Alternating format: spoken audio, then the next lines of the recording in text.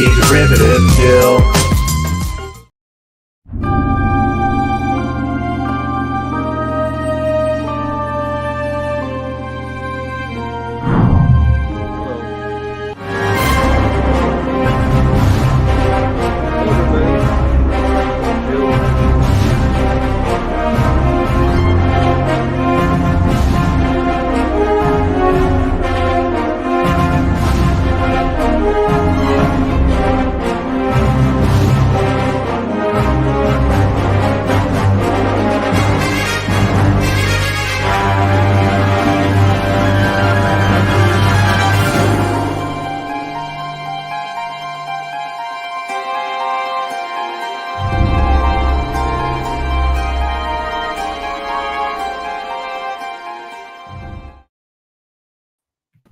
Hello, I'm Anti-Derivative Jill, and this is Indefinite Lunch in Infinite Combinations, number 53.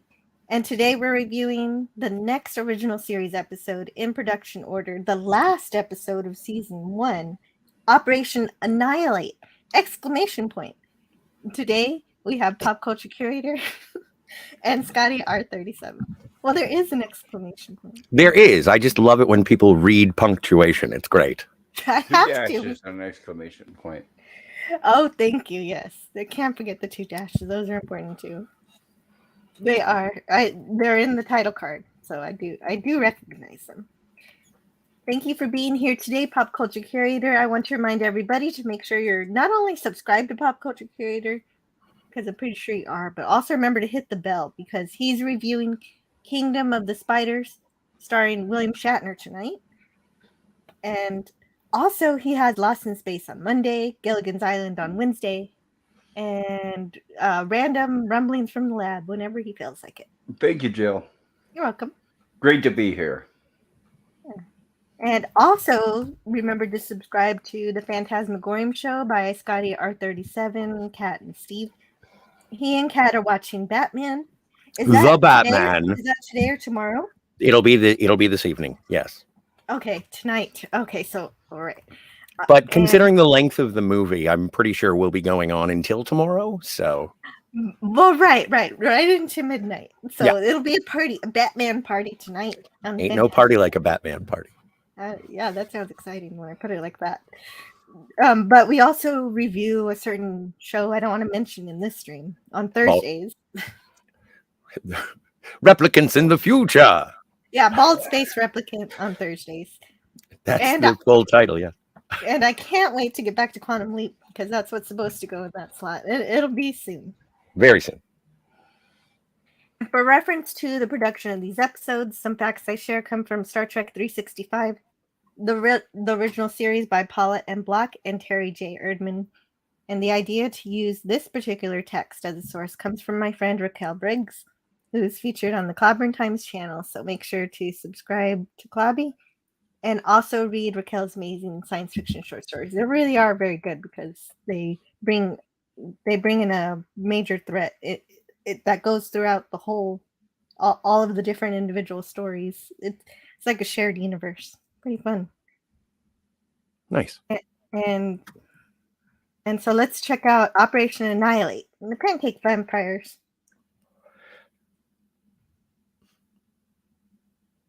So then. Oh, and sorry, there is a poll. Don't forget to vote in the poll what you thought of Operation Annihilate. I think people will be very surprised. I'm excited to see the poll because this one, you know how I was saying every episode before was like a classic. This one is like it's an episode. I sometimes I think they should have switched this one with City on the Edge of Forever as a season finale. I was thinking about that too, but I thought it might be negative if at the end of your season you said, let's get the hell out of here. Oh, you know what? You're right. I guess that makes sense. But it works for that episode. Let's get the hell away from time travel. Yes, agreed. Okay, so this episode first aired on April 13th, 1967. The episode was directed by Herschel Dougherty and written by Stephen W. Karabastos. So maybe it isn't as big of a classic as the last several episodes, but it's still a wonderful Spock and McCoy episode. And also a fabulous episode to dispel the terrible lie that Gene Roddenberry calls for no conflict in the show. The distinction is that he wanted intellectual conflict over emotional conflict, and we get that several times during this episode. And I love them as a great example of how conflict is done in Star Trek correctly. And before I continue further, I want to say hello to the chat. I'm so glad everybody's here. Hey, Sub-Commander Tall says, pretty good episode up until they blind Spock. From that point, it doesn't make a lot of sense. Orlin's cries. Orelin. Thank you. I did make Scotty in charge of figuring out how to pronounce her name. Orelin. Is that right? Orelin. Orelin. Would make a nice, gentle alarm clock ringer. Horrible! They're not their fault. Oh, a gorilla says, this episode is a total F because it makes me hungry for pancakes. And I'm more of a French toast guy than pancakes. Yeah, I'll take French toast and waffles over pancakes any day. And hello to Pop Culture in the chat, even though you're here on the panel. Mark Harkness says, hello. Well, not the best episode, but you certainly can't say they don't understand lighting techniques. I do know what you're referring to, Mark, and I agree. It's true. Herc130 says, hello, gents. Hey, Herc.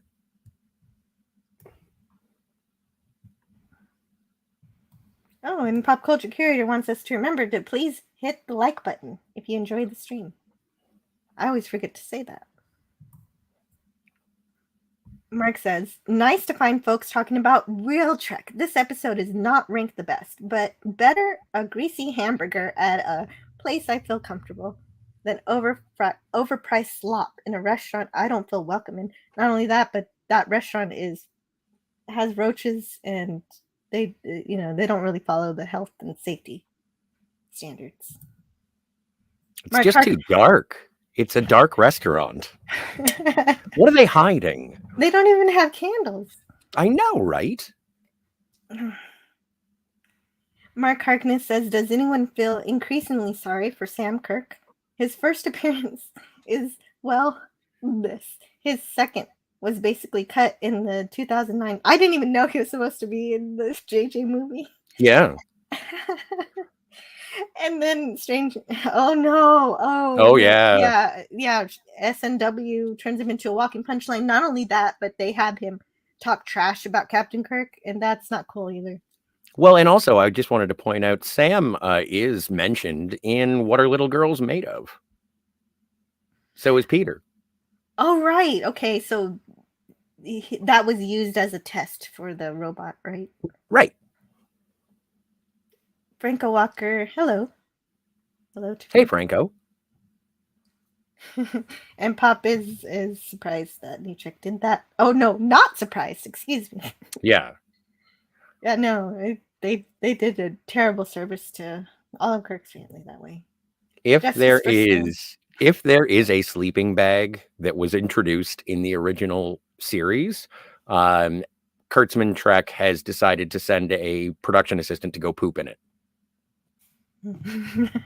Yes. And let's see. Kirk's nephew was never mentioned again either. No, I know. So crazy. Well, there's some notes about that in this episode. My genetically engineered superior intellect compels me to listen to this show, says Admiral Teague. Nice. Eugenics. Boo. Mark Harkness says, except in 2 fan productions. Also, his 2 brothers aren't even mentioned here. And I've seen one of the films. Can't remember what it is, though. And Mark says, of Gods and Men has him captain of the NCO-1 museum. That was another episode of Star Trek New Voyages. I really need to see all these fan films. I don't know what's wrong with me. Gotta watch It's a them. long list you have, Jill. It's a long list. And now I just opened a topic. Hello, Spidey. So good to see you again, sir. Of course, Hola. it's always great to see Canadian Spider-Man. Everybody check out that channel. Ahoy, sir. Hello, Franco. And Dave G Sound. Hey. Dave G. Spoiler, Nice Greg is turnout. also here. Ah! A Greg. bat-like creature has landed on my back. Great to see you all. Hello to Lemon Pie. Good day, Jill. Hey, Lemon Body Pie. pop. Lemon. All right, and Captain Infinity is here too. How fun. Hello, Captain. And Captain. Canadian Spider-Man says, please like the stream and subscribe to this channel if you care to support anti-derivative Jill's chat. It helps her grow her channel at no cost or obligation to you. And I agree completely with Greg says 67 was a sparkling year for Trek. And Admiral Teague has a special place in his heart for this episode. I'm not objective. Teague, you and me both. It is a special one. Girl is Random Thought says, Scott, the final line being, let's get the hell out of here, would be the ultimate season finale, if not the ultimate season ending.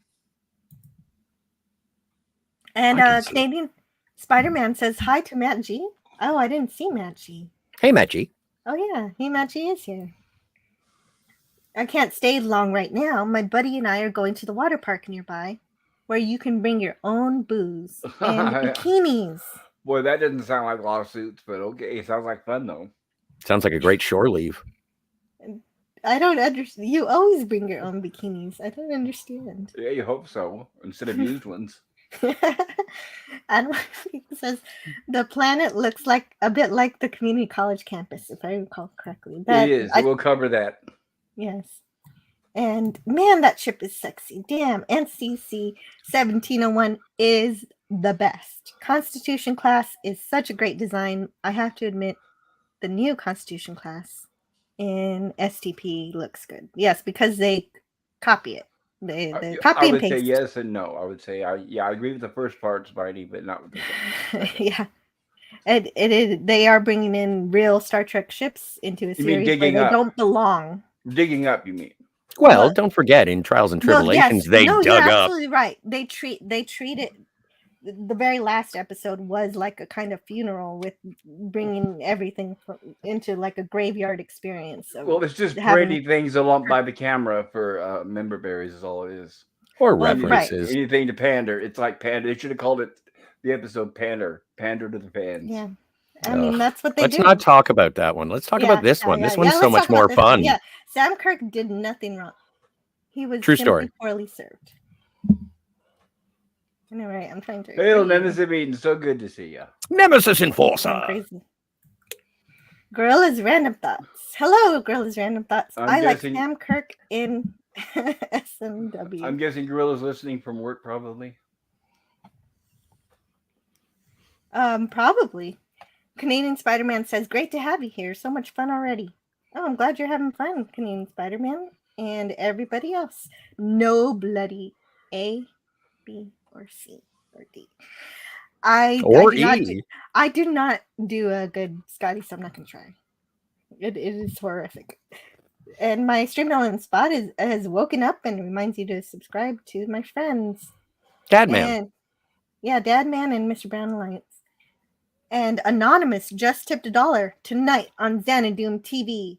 Twitch E, that anti-inflammatory Jill stars in Operation Olive Garden. Where's my frickin' breadsticks? Asshole. Asshole. See, now people, you did swear on that one stream, and now everyone just wants you to swear. Okay, fine. Where's my fucking breadsticks? There you go. That was worth the money. There you go. Okay, that's good. Okay, so in the episode, Uhura can't contact Deneva. Spock says many of the surrounding civilizations have endured mass insanity, which has destroyed them. Notice Uhura is wearing a black belt. Oh, yeah. I like the dress with the belt. It's fun. That doesn't happen often, does it? No, the reason why she's got the belt. Well, I'll talk about it later. Go ahead.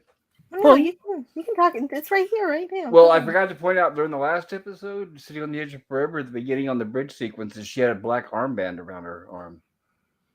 Oh, please tell me what I think it is. Actually, don't tell me what I think it is. It wouldn't have been. I was going to say that it was the death of Martin Luther King, but I'm going to say that can't be possible because she was going to leave the show after this episode, right?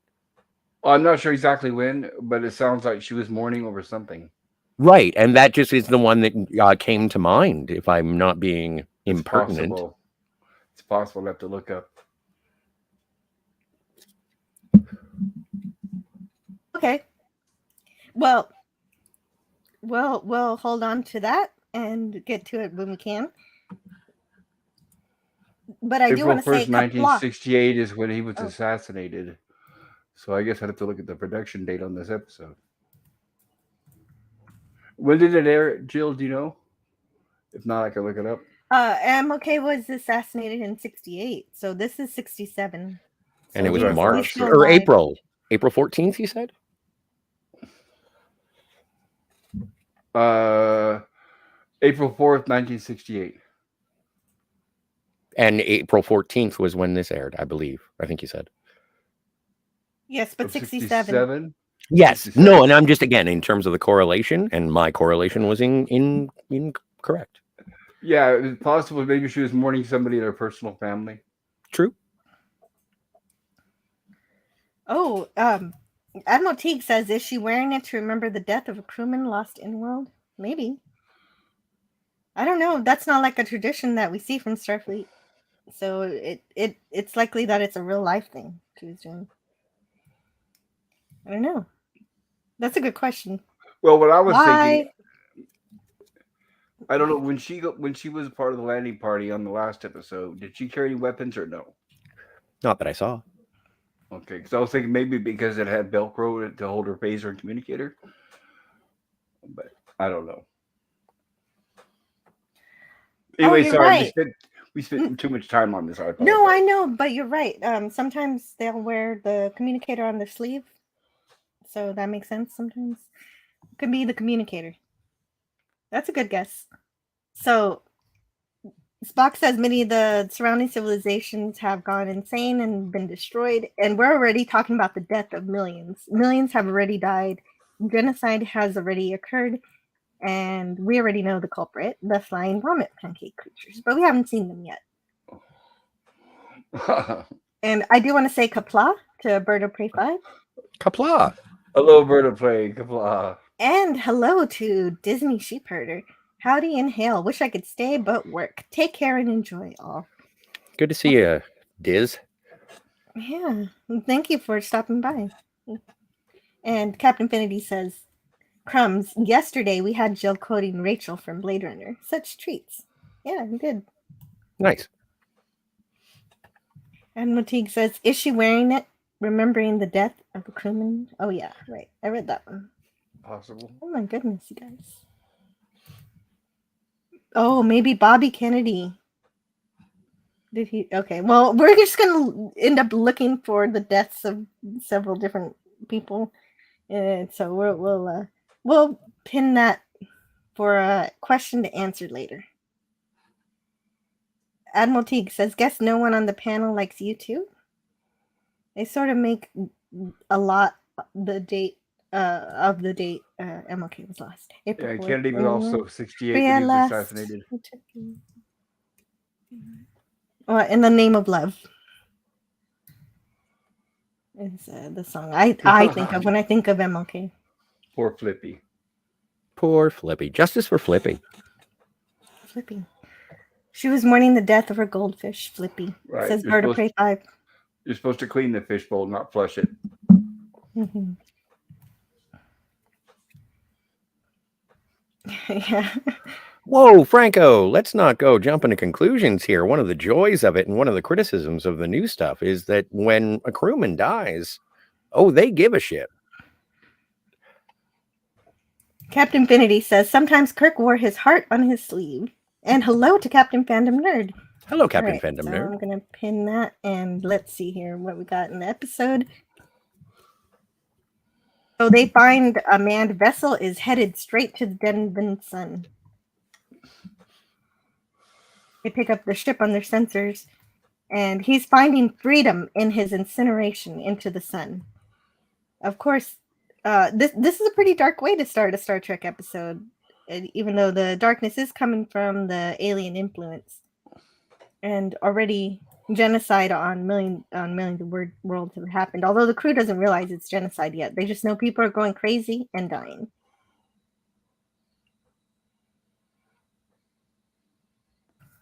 And then Kirk is reminded by McCoy that his brother Sam and his family are on the planet.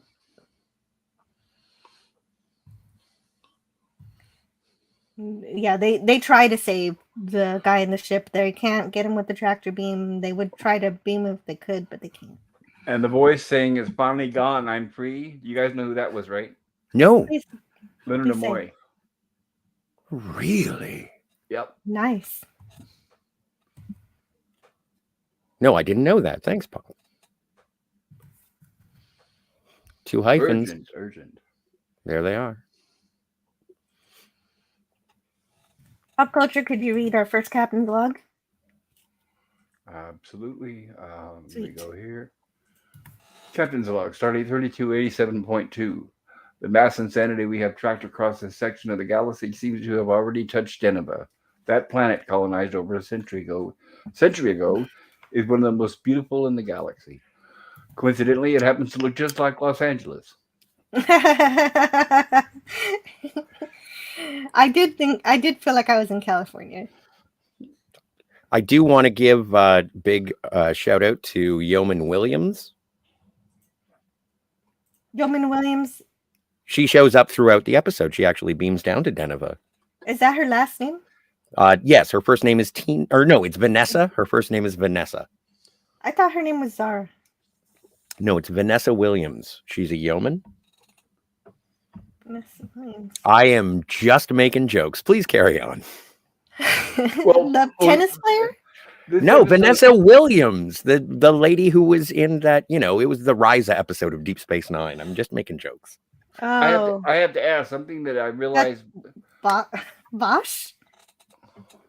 Please, Pop, continue.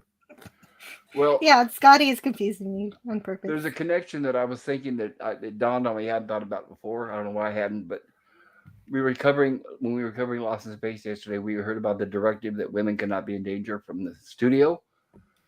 And it dawned on me, how often in TOS do we see women carrying phasers?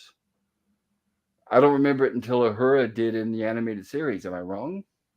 Well, there's one here. Well, and don't forget, what was the name of I guess because she was a robot and the sensors, you can get away with anything. And if you trick the sensor, she wasn't a woman. She was a robot woman. But what Corby's sidekick, I forget her name. Laura.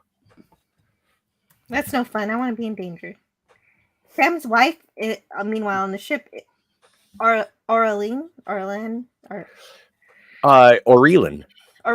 is calling, but then the contact is broken. And here's another example of the conflict I was talking about earlier. It's done really well, and I'm pretty enraptured by this scene because Uhura has a very respectful and intellectual conflict with her captain. Kirk says, "I'm not interested in your excuses, Lieutenant. Reestablish contact with that transmitter." And Uhura says, "I'm afraid that's impossible at the moment, Captain. They stopped broadcasting immediately. They do not acknowledge my contact signal." And Kirk says, "Keep trying." And she says, "Yes, sir." And I thought that was great. Great conflict. And Right. She stood her ground while still respecting him. Yes, I agree. Mm-hmm. There are a couple of moments in this episode where Kirk is doing stuff and Uhura gives Kirk the side eye that I was rather enamored with. There are 2 moments. That was the first one. There is a second one. Yes. I did love that. Oh, man. This chat is flying. Hey, Kronos. Good to see you. Ahoy. Hello, Kronos. Come. Oh, that's why. Hello, Cronus. Admiral Teague says, "Pride in the name of love" by a Nobel Prize winner for a Nobel Prize winner. Yes, I love that song. But I cannot sing. But Gorilla is thinking of a different What is song. love? Don't hurt me no more. And hello to Cam Cam. Oh, Hello, great Cam to Cam. see you. And also Nemesis of Eden. Might as well be walking on the sun. Do do do do do do do. Oh damn. Now I have that song in my head, says Cronus. Butterfly in the sky. Remember to subscribe to Canadian Spider-Man, says my stream element spot. And yes, of course, rest in peace, Michelle Nichols. Of course. And Daniel's Hot Topic says, I give Operation Annihilate an A+, and I can't wait to see Kirk return because Kirk is alive in that room. In that room. Oh my god, Mr. Daniel, Daniel, Hot Topics, you are a national treasure. Daniel, I agree with the first part. That's going to take a lot of CGI, which I doubt they'll spend the money on. Agreed. Let's not hope for that. Can we please not talk about that? I want to talk about this because I give this episode an A+. Let's keep going. Yes. Edge of Time says, solid episode, except the family connections were unnecessary. Just a cheap shot at emotional engagement. Well, you know what? You're right, because they don't wrap it up, but we will talk about it. And Kirk disregards his brother like a sack of potatoes. Yeah, well, Edge of Time, don't forget, in Star Trek 5, Yeah, he says, I lost a brother once. And then it's like, oh, is he going to bring up Sam? No. Luckily, I got him back, referring to Spock. So even Kirk forgets about Sam. Oh, man, I've been on the empty screen this whole time. Well, I guess I had the Enterprise in it. Yeah. It was heading to Deneva. Yeah, the landing party are going to beam to the capital city of Deneva. And this scene was shot at Pop? the headquarters of TRW Space and Defense Park in Redondo Beach, California. I did think. Okay. Oh, but at this point, I do have something to read on page 147 of my book. I have to grab my book, which is on the floor. Right. That's where books go. It is currently called the Northrop Grumman Space Technology Headquarters. The establishing shot of Kirk's brother Sam's lab was a building on the campus of UCLA, and the entrance to the building was the cafeteria of TRW. This is visible on Google Maps. The actual location where Spock is attacked by the parasite is the lobby of TRW building E1 next door to the cafeteria where the outdoor scenes were shot. It is now Northrop Grumman Aerospace Building as of 2021, so probably still the same, I imagine. But yeah, Los Angeles. Looks nice. Well, and star moved in the chat. I'm sorry? Did my star move in the chat? No, I think your star stayed. Okay. Sorry, I didn't mean to interrupt. Oh no, you're fine. The last chat starred is the one where Kronos indignantly said, Kirk's body is in a room at section 31. That's the last thing you start. You know what? We could be here for hours. We're not talking about that now. We're not. Come on. Talk about literally trotting everything out. It's like, no shame. The farther I get away from that one Easter egg, the angrier I get. So please, can we move? It's sad. It's a sad state of affairs. So let's go to the happy place, which is this episode. Always on the lookout for futuristic architecture, Star Trek production took advantage of Aerospace and Automotive Corporation, TRW's ultra-modern space park headquarters in Redondo Beach, California, for key scenes in Operation Annihilate. Filming commenced on February 15th, 1967, just outside the facility's cafeteria, where parasite-crazed residents... Wait a minute, that doesn't sound right. No, they were crazed residents. Yeah, they're called students. Filming commenced on February 15th, 1967, just outside the facility's cafeteria, where the Enterprise landing party was attacked by a band of Deneva's parasite-crazed residents. Founded in 1953 by Simon Ramo and Dean Wooldridge, two former Hughes aircraft employees who felt there was a future in developing advanced electronic systems for aircraft. TRW became part of the Northrop Grumman Space Technology in 2002. That's probably exactly what you just said, but I wanted to read the book. And it's important to note that even knowing that there's something sweeping through the galaxy, wiping planetary populations out, Kirk still starts out with his phaser on stun. He doesn't know that this is like an alien killing everybody yet. So but it's always good. It's an investigation at this point. We don't know why no one is responding to any of our communications, and we heard a screaming woman on subspace. So let's go down. We got 2 security officers, Yeoman, thank you, Vanessa, for being here, and Spock and McCoy. We're good. We're good. Yeah, let's but that's what I expect from my Star Trek, is at least to begin in it trying to be peaceful, or explain why it's impossible for peace to be achieved. And the conversation is good for me. If I remember right, I don't think any red shirts were harmed in this episode, right? Not that I know of, unless you count Spock beating the crap out of Scotty and Mr. Leslie. No, because they don't die. Well, okay. And so I love this part. This is insane. We don't want to hurt you, as they have clubs. Oh, I don't have a good shot of her yet, but I really think that Yeoman Zara Vanessa? is really pretty. Zara Williams, Vanessa Williams. Is it Zara? I'll stop misnaming her. I suppose I should correct my. I noticed that the men all pulled out phasers, and she basically hides behind them for protection. So, but she does have a phaser. Does she? Yeah. Cool. Well, it would have been nice to see her pull it out like the rest. I agree. Of them, but I know this is 60 sensibilities. You're right. Good point. I would like to see that as well. It's nice to see the Nakatomi Plaza in the background. That was cool. That wasn't actually the Nakatomi Plaza. Moving on. So Kirk's brother is a scientist, so they're going to check out his lab, but people are approaching, brandishing weapons, and looking to inflict violence. But their speech indicates that they don't want to be doing this. Something is compelling them to act, and they have no control. And just in terms of the remaster, I appreciate that they don't do a heck of a lot in terms of the remastering of the phaser effects in this episode.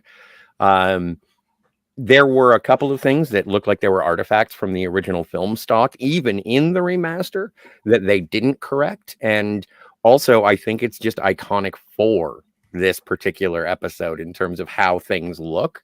And so it's one of those instances where not necessarily upgrades were made, and there were upgrades made in this episode, but it wasn't jarring, and it maintained the spirit.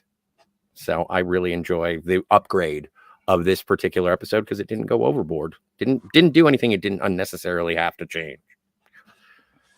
I do like that too, especially since the CGI kind of gets dated when they did the remaster. It doesn't look so real or so good at this point anymore. So I'm also glad they altered the series as little as possible. Mm-hmm. Gorilla's Random Thought says, I don't know whether to give an A or an F to Shatner wearing a stash. That was common with certain people in the 70s and 80s. Only in the 70s and 80s? Yeah. Only in the 70s and 80s. Doesn't the Mandalorian have a mustache? Brain slugs are your friends. Don Quixote had a mustache. He did. Geraldo Rivera. He also got a black eye and a broken nose. True. Admiral Teague says Kirk merely hides his grief because he's a man. No explanation needed. Teague, I don't think he's hiding it very well, but he is managing it very well. And if anybody remembers those chairs, they were last seen in Chief Vandenberg's office in Devil in the Dark, but now they've been painted pink. Nice. And Dana's Hot Topics is singing a song. I don't know what song this is. Neither do I. It's from that Pink Floyd spin-off band. I can't remember the name of them now. It's a video and a song. And subscribe to Captain Infinity, says my stream melon spot. Yeah, do that. Oh yeah, he continues in to the sing. sky, looking at you. It doesn't rhyme. I can't do it. I can read your mind. Take a look. It's in a book. People are looking pretty dumb Oh yeah. Okay, so I don't want to talk about that. I love you, Admiral Teague, though, but I don't want to talk about that. Why didn't Spock close his eyes in the chamber at the very least? He did. Eventually. Mhm. Right. As soon as the light came on, he closed his eyes. Sweet. But what they And established is that's not good enough. Even with your eyelids closed, they established the light so bright that doesn't help. Mm-hmm. Cronus says Vulcans are weird. True. And so Arlene screams. Aurelin? Aurelin screams. You're just gonna have to correct me every time.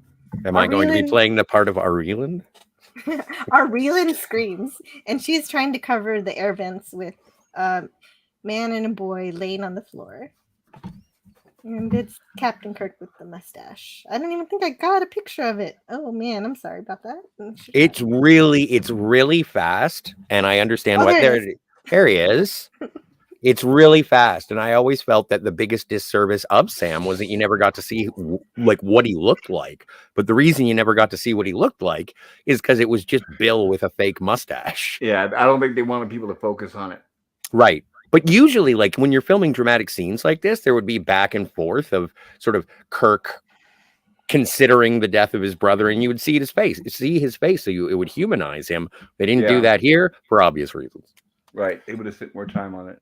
Right. Mm-hmm. Yes. And even still, you still know it's Shatner. So they should have just hired somebody who looks like Shatner. It would have been just fine. Shatner was looking to do some overtime. Arlene says, Aurelin says, they're here, please keep them away. And Kirk gives Aurelin a bear hug, and she continues to be hysterical, so McCoy has to sedate her. Her son Peter is still alive, and Spock notices they were trying to keep something from outside getting in and failed.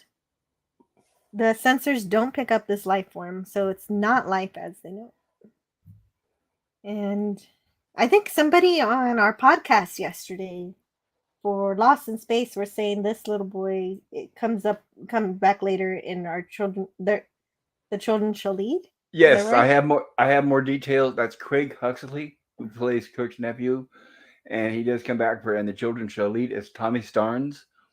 He also composed music for Star Trek III: The Search of Spock, and he invented the blaster beam musical instrument used for the Beeger sound from Star Trek: The Motion Picture. I guess I made a mistake yesterday. I thought it was Star Trek 4, but I guess it's the Beeger sound. So I stand corrected. Oh, good. I'm so glad you got that here for this stream. Thank you. I remember last night I said Beeger first, and then I said, no, it's Star Trek 4. And you were right the first time. I was right the first time, yeah. He formed a band, so he became a musician. Neat. Okay, that's why he was good at making effects and everything. Yes.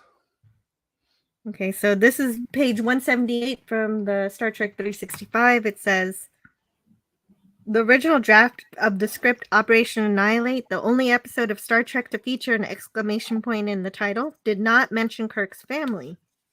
The character of Aurelin was present, but instead of being Kirk's sister-in-law, she was the girlfriend of the man who flew the ship into the Denevin Sun. Oh, that's cool. Right. Now you know why he was trying to get away. Just kidding.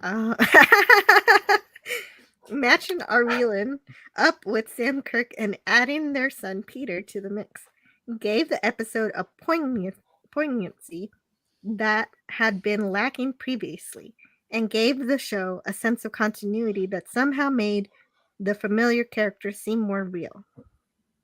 Viewers heard of Sam just once before in the episode What Little Girls Are Made Of. The real Kirk tested the android Kirk's memory by quizzing him about Sam. Kirk says, "Tell me about Sam." Kirk too. "George Samuel Kirk, your brother. Only you call him Sam." Kirk says, "He saw me off on this mission." Kirk too. "Yes, with his wife and 3 sons." Oh. Three sons. Kirk says, "He said he was being transferred to Earth Colony 2 research station." Kirk too says, "No, Captain. He said he was continuing his research and that he wanted to be transferred to Earth Colony 2. So, what happened to Sam's other two sons is unclear, but it's just as well that they weren't on Deneva when the neural parasites arrived. Once again, sons could be older. that's true, yes. Yeah, they could be adults already and off living life. Yeah, I guess Wall Chang designed the creatures, and in the Starfleet Medical Reference Manual, they're called blastoneurons. Oh. Blaster neurons. Blasto, B-L-A-S-T-O. Okay, neurons. yeah, because they are essentially brain cells, so that makes sense. Once again, William Shatner found himself performing a dual role in an episode, as producers decided that the best person to play Sam was Bill. This time, at least, there were no lines to memorize. All Shatner had to do was play dead and wear a dapper little mustache.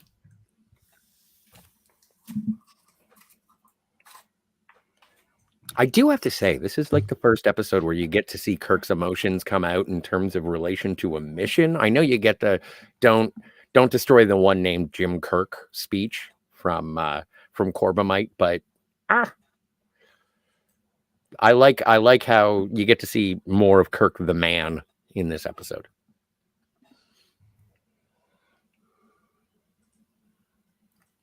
He is vulnerable. He does have sore spots, especially when, most of his family is killed. That's interesting. I think of this as a Spock and McCoy episode, but you see well, this is just such a Trinity episode for me. Like all three are doing such good jobs. Everybody, like even when McCoy says, "I know this is difficult with your nephew," and I think it's after Spock gets infected, but he's like, "You do realize there are a million people down there." I forgot how serious this was going to be. Like this is extremely serious. Like millions of people on other planets are already dead at the start of this episode. And they have a staff meeting, and it's like, well, if we don't figure this out, we're going to have to General Order 24 this planet. They don't use that. I was hoping, but they didn't. Yeah. That would have been cool to call back to Taste of Armageddon. Or would it have been a member berry? No, it would have been a remembrance of something related to the plot. So yeah, if I'm talking about the filth, then I do distinguish between what's a member berry and what is actually part of the plot. But we're not talking about that. That is true. But I get the animosity there. Not animosity, observation. Kirk tries to get some answers from Aurelin. She speaks of horrible things that arrived to the planet by a vessel of people who had no control over themselves, so she doesn't blame them. The same kind of deal as the guys who brought Charlie X to the Enterprise. Right, they didn't have any control because Charlie X would have killed them. Yep. The creatures made them land on her planet, McCoy says.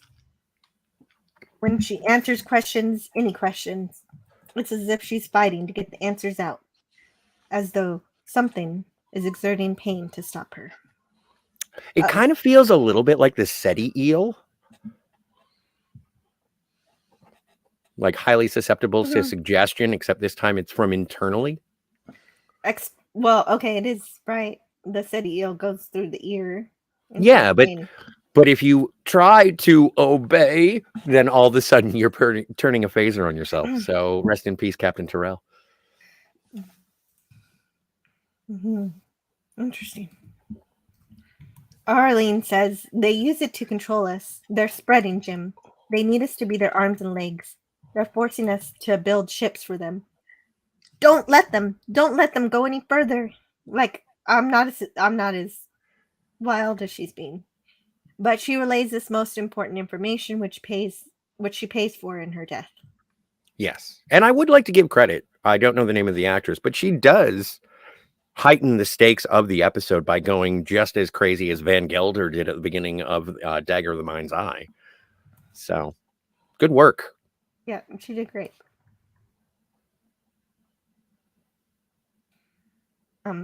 Sorry, I feel like I need a cough for a bit. Okay, Or- no, that's fine.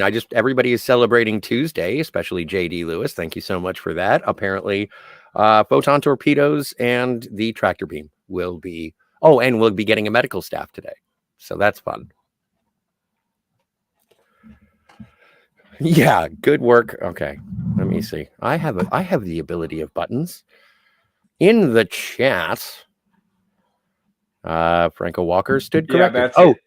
That's the Alan Parsons Project. That was the song that Yes. Daniel was referring to. Thank you. Thank so you. much. And thank you, I couldn't Daniel. remember. Right. I couldn't remember. Yeah, they did a couple good songs. Cool. I'm not as familiar with Alan Parsons Project as I think I should be.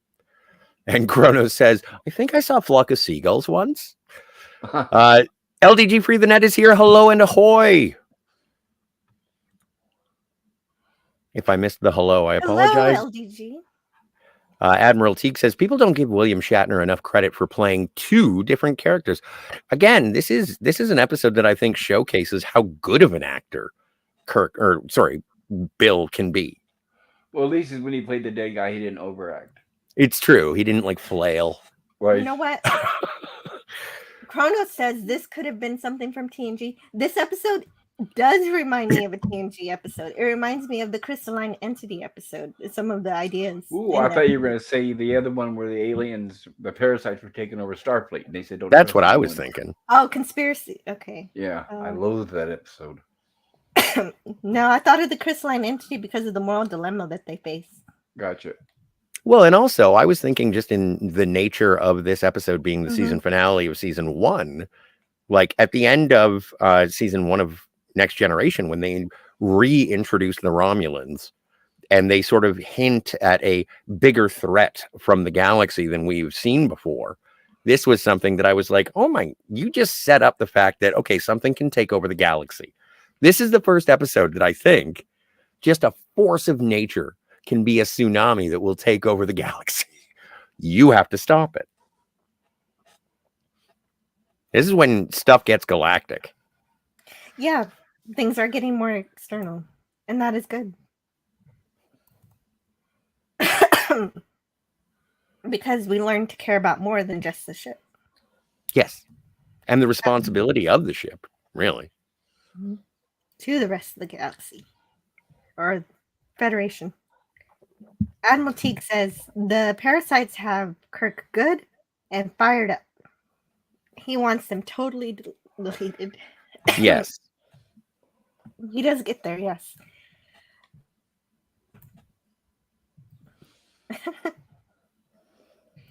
And Admiral Teague says, at least we have a reason to have a General 24. And hello to Kamen Rider 64. Hey, Kamen Rider. Oh, and I thought I saw Rancor Steve. Ahoy. Oh, a lot of great people there. Hey, Franco Walker said Hypnotoad, and so I am required to read it. Hypnotoad, cool. Yeah, sorry. It's an amphibian. Easy. Happy Tuesday. And the Stream Element Spot wants you to remember to subscribe to Captain Fandom Nerd, and it turns out he is in the chat too. That's fun. Happy Tuesday, everybody, says JD Lewis. JD. Hey. And yeah, Rancor Steve is here. Howdy, everyone in the chat, and Jill. Hello, Rancor Steve. Gorilla says they stole this from Conspiracy, even though that came out 20 years prior. Gorilla. That's temporarily. Wait, hang on. Rancor Steve has a mustache, right? He has there's a beard, so it's. Oh, there's a beard? No, I was just going to see if his brother was clean shaven. I don't know if Rancor Steve has a brother, but I would assume that if there are two brothers in a room, one has a mustache and the other one is clean shaven. And referring to what Gorilla said, and I was going to cover this. This is based on a 1951 Robert Heinlein book called The Puppet Masters. So even here, it was not original. There is even a low-budget 50s movie called Zontar, the Thing from Venus, starring John Agar, which also had the exact same plot. Well, you know what? That makes sense that this is an original because it feels more like a monster show. Which it was, right? The book, basically, it says it's a 51 science fiction novel by Heinlein, in which American secret agents battle parasitic invaders from outer space. It was originally serialized in Galaxy Science Fiction, September, October, November 1951. So, yeah. And they finally made a movie in 1994 starring Donald Sutherland. And I'll share a clip of that a little later on after the talk with Spock so that it's more in reference with what we're watching. That's going to be the name of my third album, Talk with Spock. That's a good idea. Thank you for considering that carefully. Chrono says, not the crystal, the bugs. Yes. Dennis Hot Topics. Okay. Says, but Roddenberry prevented all the great galactic stories where aliens like the Dominion and the Xindi take over the galaxy. I don't think they thought about that back then. I don't think when those creatures were created, Roddenberry was gone. Yeah, I guess that's his point. Yeah, but also to say that he avoided them. This is season 1 of Star Trek. He is very much the showrunner. If he wanted to kibosh it, I think this fits very nicely into humanity has moved forward. It's the exterior threat that causes the conflict, and so I don't think that this is contradictory to Gene's vision. I don't think so either. I think you're absolutely right, Scotty. The conflict does come from external alien forces or individual elements within Starfleet that do not represent the whole. And we've had meddling bureaucrats before. Gene was aware of it. Yes, absolutely. And he promoted that kind of thing. The bad animal trope was invented here in the original series. Follow orders, but respect the individuality. Mm-hmm. Corona says, thank you for skipping me. And so I don't want to skip over any chats, but I do have an episode to review, so sometimes I am a bit selective. Sorry. And Franco Walker says, I thought that caption said shoes, not ships. And of course, he has to build shoes for them. Yeah. They come from a planet called China. Just kidding, guys. No offense to anybody. We want to be their arms and legs. They want to make Chuck Taylors. Something called Adidas. Oh, and hello. D. Oberg says, Happy Trek Tuesday. Hello there. Happy Trek Tuesday.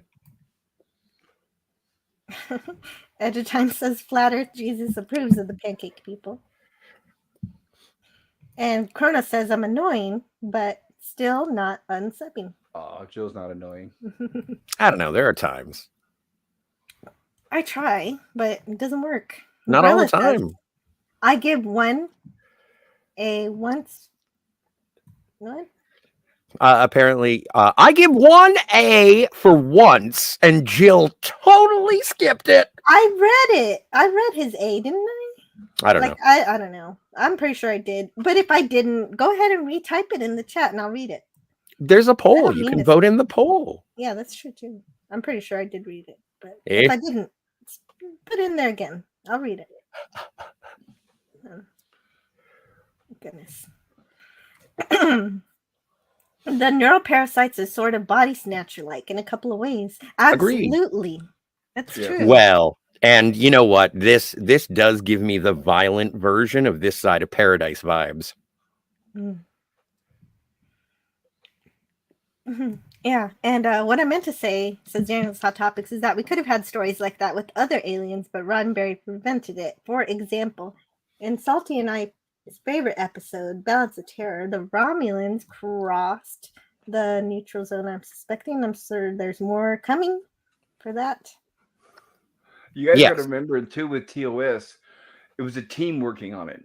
I mean, I know a lot of everyone says that Gene controlled it 100%, but he didn't. Oh, yeah, so absolutely. A lot of decisions were out of his control. So it was a team effort by the producers of this show, which was a group of people, not just one person. And that's the magic of the original series, is not that Gene could do it all by himself, but that he knew how to bring together the right talent, the right mix of people who could make his dreams come true. And a chunk of coal can only become a diamond with excessive amounts of pressure. A lot of credit goes to Desi Lou and Lucille Ball. They put Dude, she was hot, man. Well, I don't know about that. But I do. I'm just not into smokers. I am. Yeah. Mark. Sorry. Smoking redheads, my favorite. Apparently, I am too. Mark Apparently, Harkness. I'm not a redhead. Mark Harkness says in Good Trek, the jerks in the Federation should be the outliers. New Trek, they're the rule. Exactly, Mark. That says all of it in a nutshell. Yes, agreed. You can pole dance here, says Curtis. Well, I mean, if you want to, I'm not going to stop you. I'm from Canada. I only have coins, so if you want to pole dance, I'm just going to throw nickels at you. We don't have paper money anymore up here. Do you give change? So they carry around piggy banks.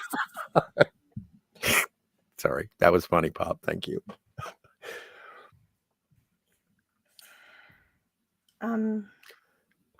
Gorilla's Random Thought said, I said I have 1A and this stream is as good as my ribs. Well, your ribs must be very good, sir, and I'm glad that you're enjoying the stream. You're talking about the ribs on the barbecue, right, Gorilla? Yeah, of course. Okay. Oh, thank you, Gorilla. And Sean Carter says, hello there, chat. And hey, Sean Carter. I saw the video with Mexican Iron Man. Fantastic. Hey, Sean. Job well done, Sean. Mm-hmm. You know, people keep comparing me to you, and I don't like it. Oh, yes. That's right. That's right. Pop Culture mixed up your name with Sean Carter's yesterday. And that is like being put in the agony booth. I kid. I love you, buddy. Yeah, we do. We love your channel. We love your ships. And I saw what you made for Mexican Iron Man. That's cool. And Daniel's Hot Topics continues. The Romulans cross the neutral zone. That alone breaks the treaty. And then they kill countless people on our side. So that should have been more than enough for the Federation to go to war with the Romulans. With the row. But the whole point was, I don't know. That's a conversation. I would comparing what Gene would have wanted with what was presented by Gene. Like when people say this is not in the spirit of Gene Roddenberry, well, let's go back and look at what Gene Roddenberry did and see if it jives. That's a conversation, not necessarily an assertion that I'm making. Yeah, and that is a whole different episode that we reviewed, and it was a pretty good one. I love that episode so much, and there's a reason why they don't go to war is because of the interaction between Kirk and the other Romulan officer who loses his battle with Kirk. Well, and this isn't the filth, but this is more modern Star Trek. I'm reminded of James Cromwell doing a press tour for Star Trek First Contact. And at that point, Star Trek was at, I would say, its zenith of popularity. And his interview, not necessarily being one of the people who sort of built Star Trek or was around the entire time or participated in the most episodes or anything. But James Cromwell says, this isn't Star Wars. If you want Star Wars, there's something else. This is Star Trek. This is an exploration. And so there are some people, they exist. And they're like, you know what? Deep Space Nine was a little over the top because it was Star Wars. Exactly. I think the magic of Balance of Terror is actually that the Romulan was kind of sick of war himself. And only went along with it because that was what his crew expected of him. There's duty and responsibility in the galaxy, but it doesn't necessarily have to lead to war. And if you can avert it, that is a virtue. Absolutely. But now Kirk realizes that these creatures are a threat. Okay, so that have been wiping out these planets. So now that he's realized this, the phasers are set to kill. Is no one going to say that the little boy, Peter, is he's in The Children Shall Lead as well? Yes, we did. Yeah, we were talking about that. Then that was my mistake. I apologize. I apologize for being redundant. Yeah, no problem. No, it's okay. I did show him again, and there could be new people here who didn't hear it. Hooray. And what is the name of the yeoman again? I don't want to misname her. Yara? Tara? Zara? Zara. My mistake. But I'm not sure about her pronunciation because they never say her name in the episode. Either way, I like she's around. She's around. I like she's there. Again, it's representation. And I don't know her first name, so you can call her Vanessa Zara if you want. Vanessa Zara, thank you. Yeah, and she's gorgeous. And now Kirk realizes that these creatures are a threat. And would I have loved some kind of attempt at communication with these creatures? Yes, but we don't get that. So I don't know if it helps, but her name was Yeoman Ellen Zara. Ellen Zara. I will write that down. That does help pop culture. Thank you, Ellen. Ellen, yes. Nice. Thank you. So they go down some steps into a shady courtyard where the noise is coming from. They're hearing some buzzing. And there's some gelatinous-looking creatures attached to the shady side. Right. And Well, they're shot next to the UCLA cafeteria. Oh, nice. Do not have the pancakes, ladies and gentlemen. Designed by Hua Cheng. Amazing. Again, he's a genius. They fire after a prolonged burst, and one falls to the ground and the other flies off. And Ellen has a very good, first of all, I love this. This is amazing. Oh, this is what you were talking about earlier with the phaser fire.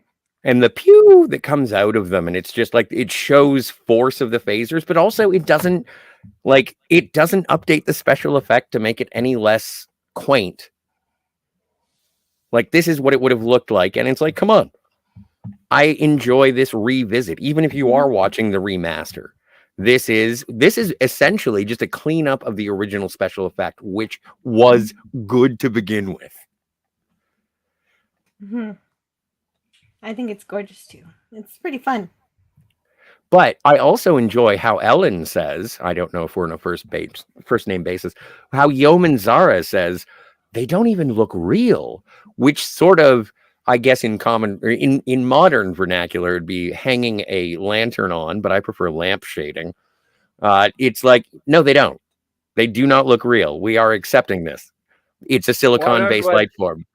Right, and I'm glad they do that because that covers in camera in case the audience watching this says, well, those don't even look real, they look fake. Yeah. That way they mentioned it within the script to kind of explain that. So I think that helps. As do I. And we get a good close-up of her. And she is rather attractive, yes. She's out of my league, though. She's in Starfleet. I couldn't get a Starfleet lady. And so in the 365 book, it says, during the 1950s and 60s. Okay, wait. Let me get a picture of the pancake here. Pancake. There it is. There it is.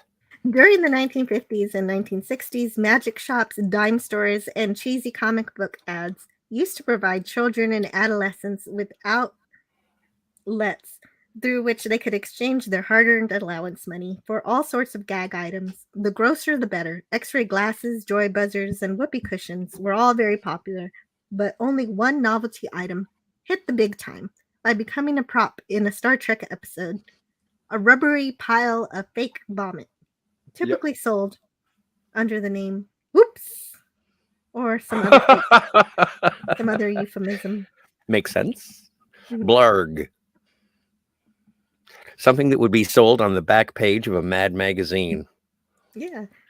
According to venerable gag manufacturer Fun Inc., more than 60,000 fake vomits were produced annually in America during the 1960s.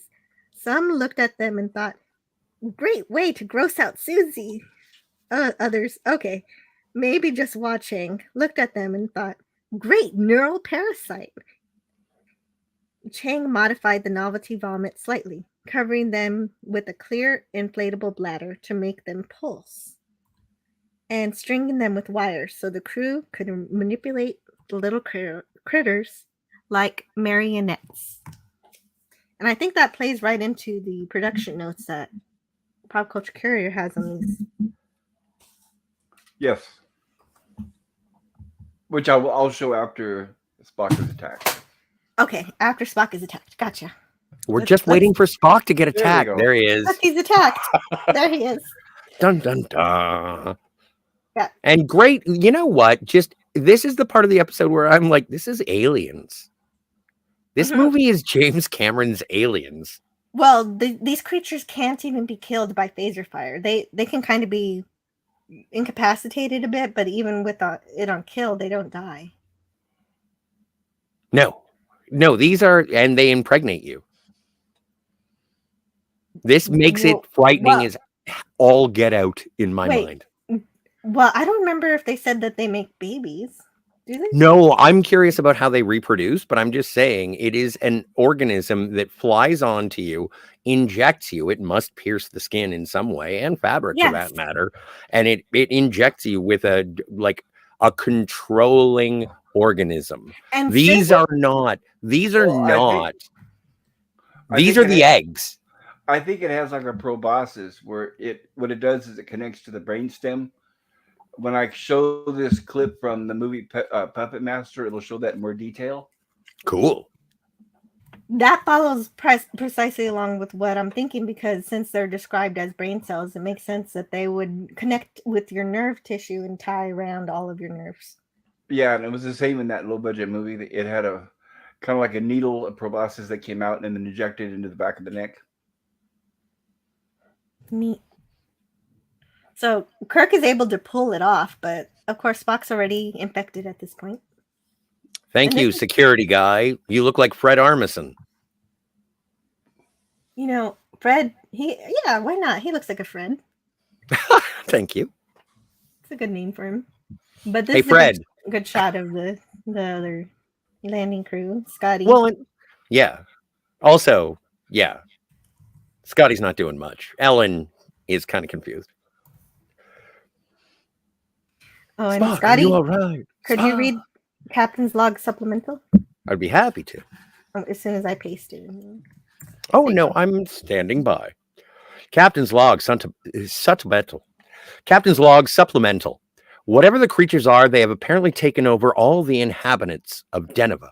Meanwhile, ship surgeon Dr. McCoy is examining a strange puncture wound left by one of the creatures on Mr. Spock's back. Great. Thank you. Okay, now can I show absolutely. clips that I wanted to share in relation to this? You're too lenient. I would say no. There we go. Perfect. All right. So anybody I know, me too. I'm joking. What I'm going to be showing here is very short, and the quality is not the best. But these are excerpts from the Star Trek bloopers from this particular episode.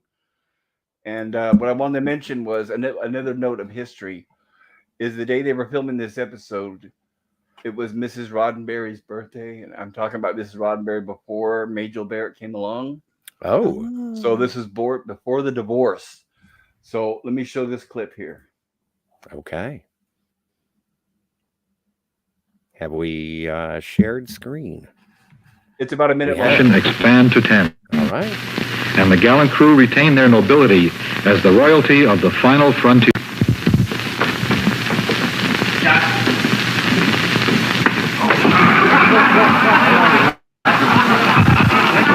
Notice how casually I stand here.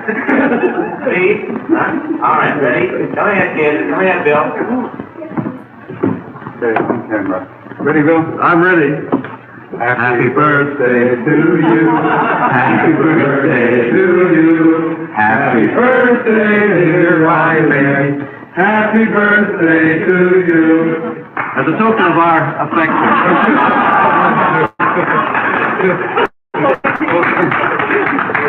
Bye, Gene. Bye. Have fun on the planet. Bye.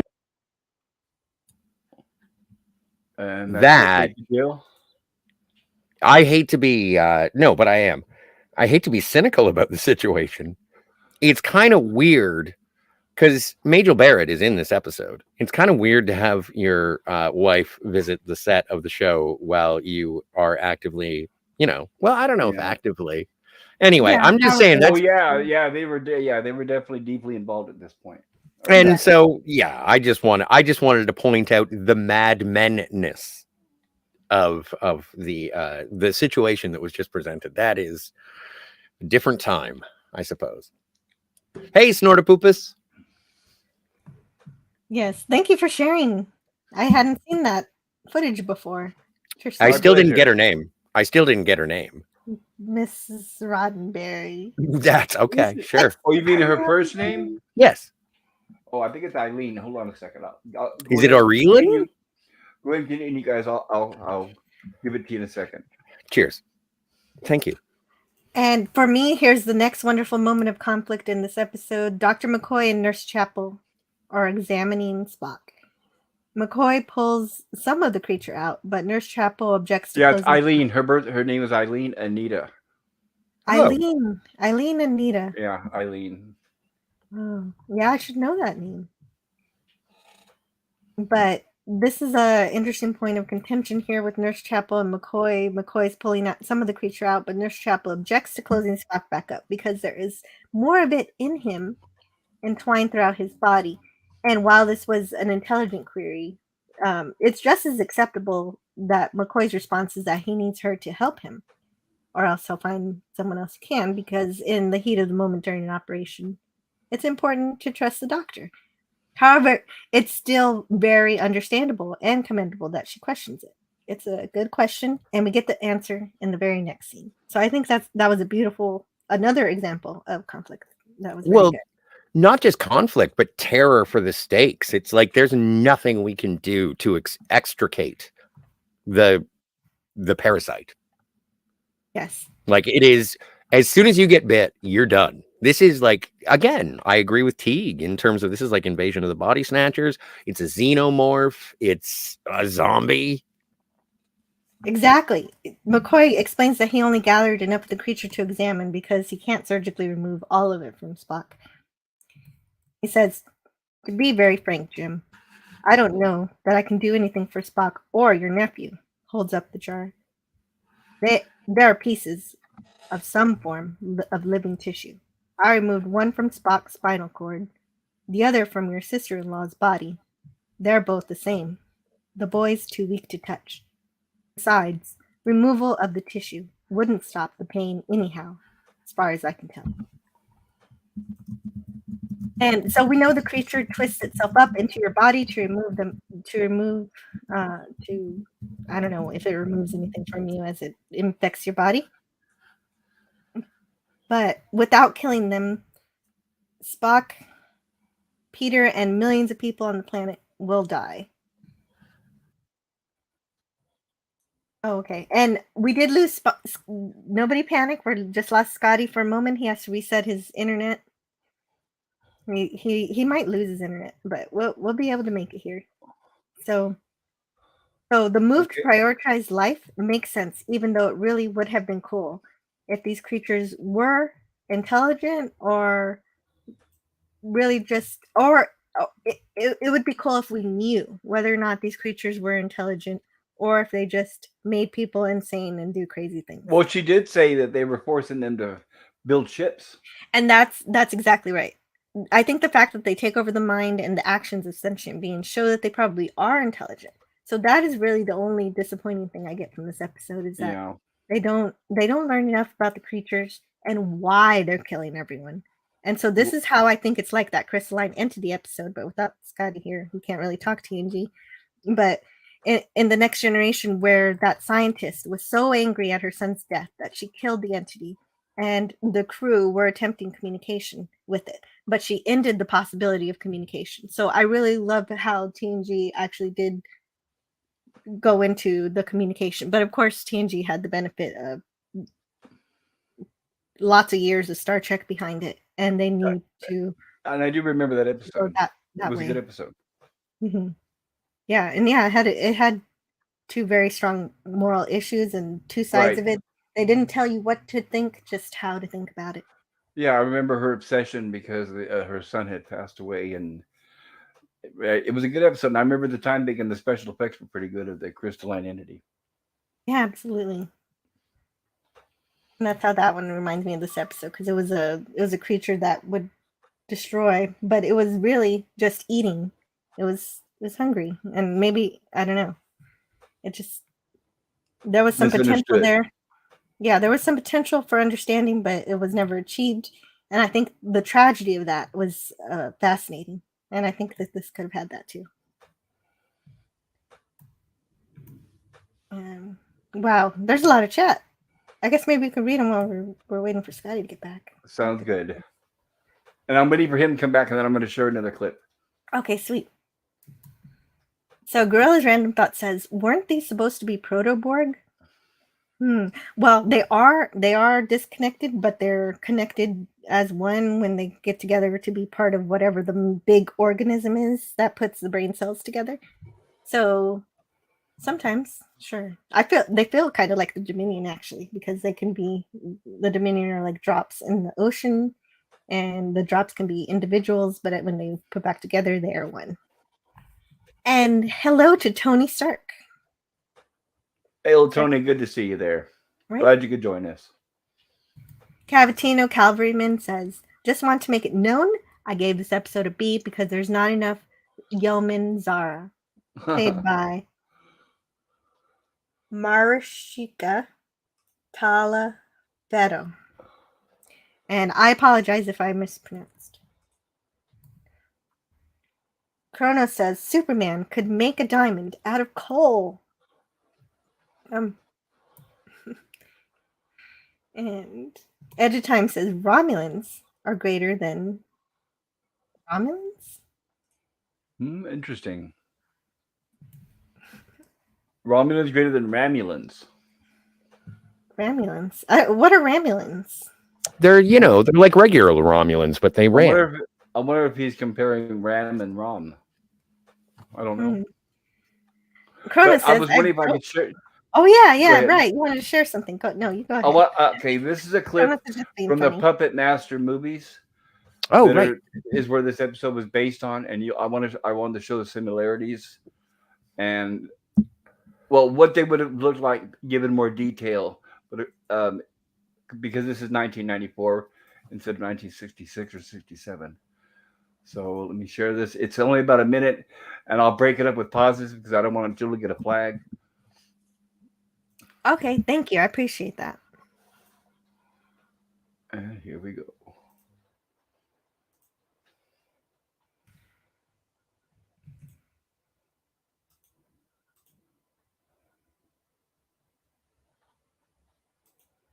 And as you can see that it has some sort of probe. Oh, yeah. Ooh. That's crazy. I'm probably going to have to. Okay. And that's it. Well, there was no sound. We should be good. I hope so. No sound, and I tried to pause it, so it kind of... That was kind of cool. It makes me wish I would have gotten a clip of the pancakes flying around to compare and contrast. But I do recommend the movie Puppet Masters 1994, starring Donald Sutherland. That was a clip from it. And so if you want a little more about this certain plot that we're covering today, there's a good choice. Well, and the lady in that... I'll always read the book. Sorry, go ahead. Well, that lady in the clip, that was Julie Warner, who played, was it Crenshaw, the woman that Geordie LaForge went on a date with in Galaxy's Child before he met Leia Brahms. So that was kind of a cool Easter egg as well. Interesting. So if it was the movie was 94, then that means that was after Generations or during? I think it would have been after her appearance in Star Trek: The Next Generation. Yes. Gotcha. Because Julie Warner was in Doc Hollywood, she was in a bunch of sort of early 90s movies. So no, she was great. She still is, I assume. Wonderful. Thank you for sharing that. I'll have to check that out. Dana's Hot Topic says, Scotty, have you gone to Zeller's yet? I can't wait till I go again in 10 years. Well, no, I haven't gone. But I have friends who have gone to Zeller's. What is that? It's a Canadian retailer, sort of the equivalent to a Target in Canada. And so when Target moved into Canada, they took over all the old Zeller's stores, and then Target went away. And now all of the Zellers are buying back the Targets that they had to sell to Target in the first place. So it's a power struggle on a retail level up here in the Great White North. Shopping. Yay. Shopping. And I didn't know if I said hello to Tony. And hi, Tony. Thank you, Stark of Iron. And Dalek. Dalek's here. I think I also saw Snortopoopas. I did. Hello. And Sean Carter was laughing at something that you said. Yes. Probably the agony booth that we both live in. Yes.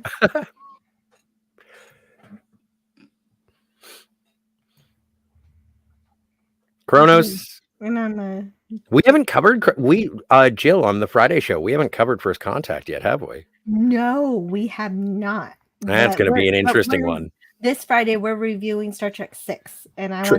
want to stick with that. Yes, I'm very agreed. excited. Mark Harkness says the Romulan commander did not want a war, but he did his duty. The interaction with his comrade was sorely missed in the SNW mutilation of the episode. Yeah, boy, I'm jealous of anybody who did not watch that episode. Kamen Rider 64 says, "Imagine a Star Trek themed Power Rangers season. Where's Donnie Pearson when you need?" I was going to say, yeah, Kamen Rider, you should hang out with Donnie Pearson. Yeah. Don't forget, there's only like 31 days until the new Power Rangers special shows up on the thing. And Internet. and Stark Byron says, "I love Galaxy Quest." Of course you do, as do I. I would do a Ceres, but you're better at it. I think I used to have some Galaxy Quest in here. Is there air? You don't know. Yeah, not just that one. I've got one job on this ship. It's stupid, but I'm going to do it. I have that one too, but I was looking for. I thought I had a. Which one did you want? This is Whoever Should Die? This episode should die! No, I like this episode. All right. But I do love that scene. I hate to be a time limit, but we got 38 minutes. I know. I know, but there's just so many people here. It's so much fun. No, it is so much fun. Can somebody pick up my children from school so I can... It's a goddamn weird ass place we work in, let me tell you. Okay, you're right. I love you guys in the chat, but I do have to get through this episode. So I'm gonna get through the episode and then we'll see what we can do. It's all real. Okay, so Spock leaves. I could just play the jukebox all day. I'm sorry. Oh, can you hear me? Yes. Okay. Spock leaves the sick bay and Nurse Chapel report. Okay, well, let me get rid of. Oh, right, because I still have. I've thrown you I'll put off the yet star. again. No, it's not your fault. I got to get through this episode, guys. That was a good Arelan impression. It's not their fault. Did I do that just now? You did just now. I didn't. That's because I wasn't trying. That's why it was a good one. It was good. So Spock leaves sick bay. Nurse Chapel reports it, and he enters the bridge and tries to take over. So and then there's a fight. Also, I would like to say it is so good to see an episode where it's got the original crew. I know Chekhov's not here, but this is one of those episodes that has Kirk, Spock, McCoy, Uhura, Scotty, Sulu. All, hey, we even get Mr. Leslie. Oh, yeah, that's a good point. I do like that. The crew members wrestle him to the floor as Chapel enters and hands a hypo to McCoy. So.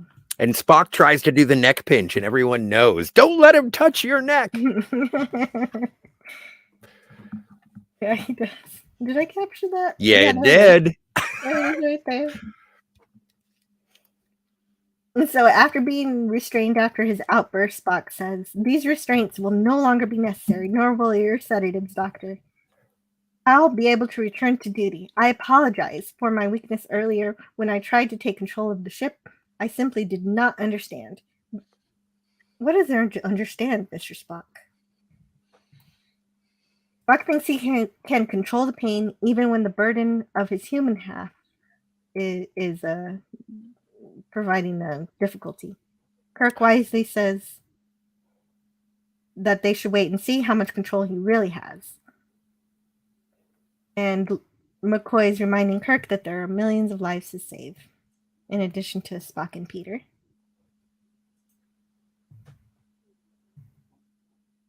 There they are, hanging out, doing transporter room things.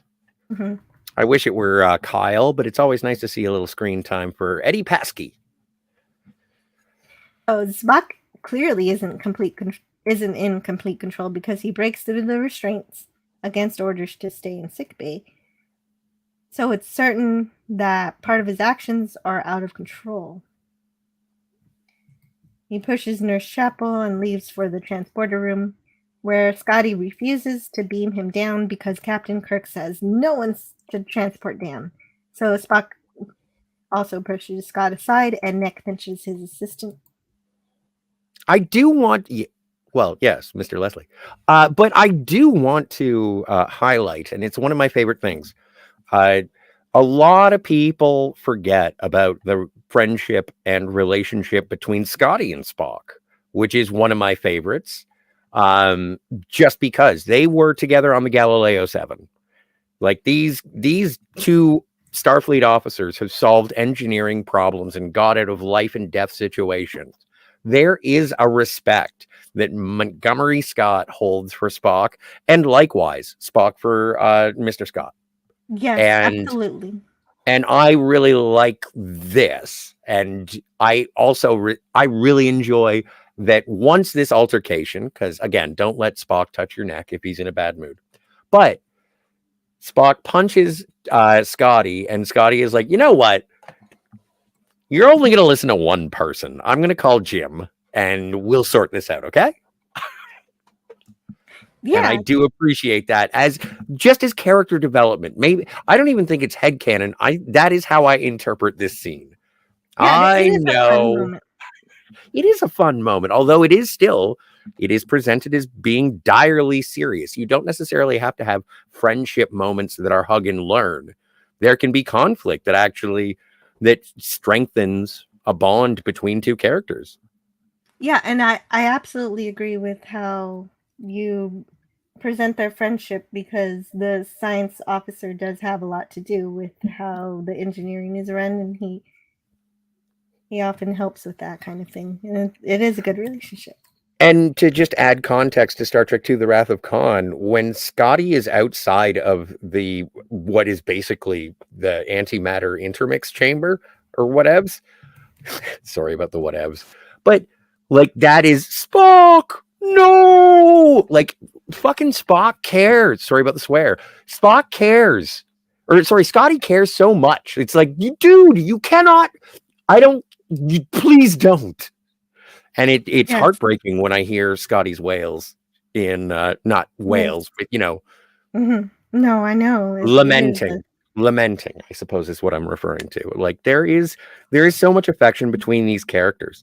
And I appreciate that it is highlighted, but it is not overt.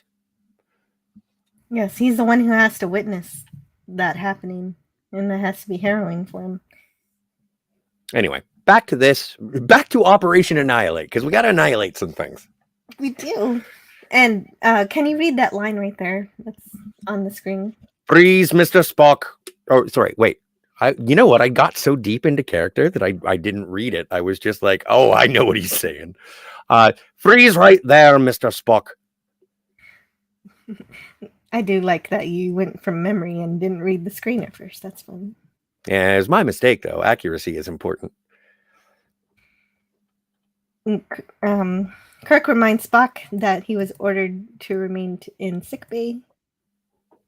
But the real reason he believes he should be free is that someone needs to capture and analyze the creature. And he believes he's the best option because he's already infected. That makes sense. Except he just incapacitated a Starfleet officer. So I don't know why Kirk is so ready to trust him. But he does. And he gives him a phaser.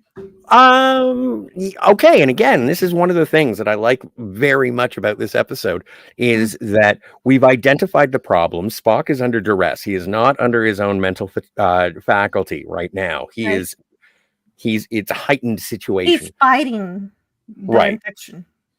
So it's a He's also assuming that he won't be attacked again. That's right, and that's true. That's a good assumption. And this is something where I would have sent him down with some security guards just to be sure to have him surround him. But would you put the security guards in danger of the parasites? Well, now that they're on guard and they know what to expect, yeah, they can shoot their phasers. I don't know. I understand where you're coming from. You just remember how important Spock is to the crew and the ship. But again, this is why it reminds me of Alien, is that I'm thinking of Ripley in Alien 3, and it's like, oh, the alien won't attack you if you're already infected.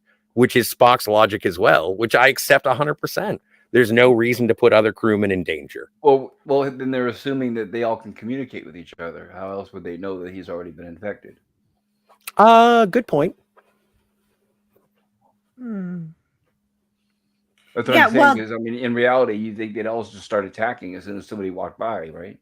He could get covered in space pancakes. It would make sense if they zeroed in on people as they appear. I guess there are a lot of assumptions being made.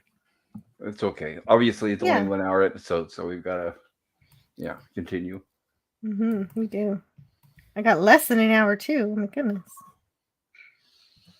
But Kirk is putting his faith in his friend and his ability to fight the influence of the parasite. Your logic, as usual, is inescapable.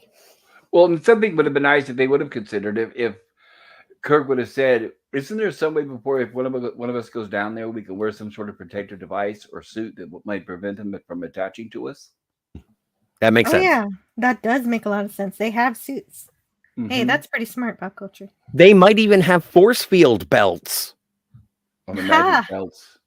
Yes. Or just even just the orange lame spacesuits that they used in Naked Time. Now you're reading my mind. That's exactly what I imagined. What are those suits?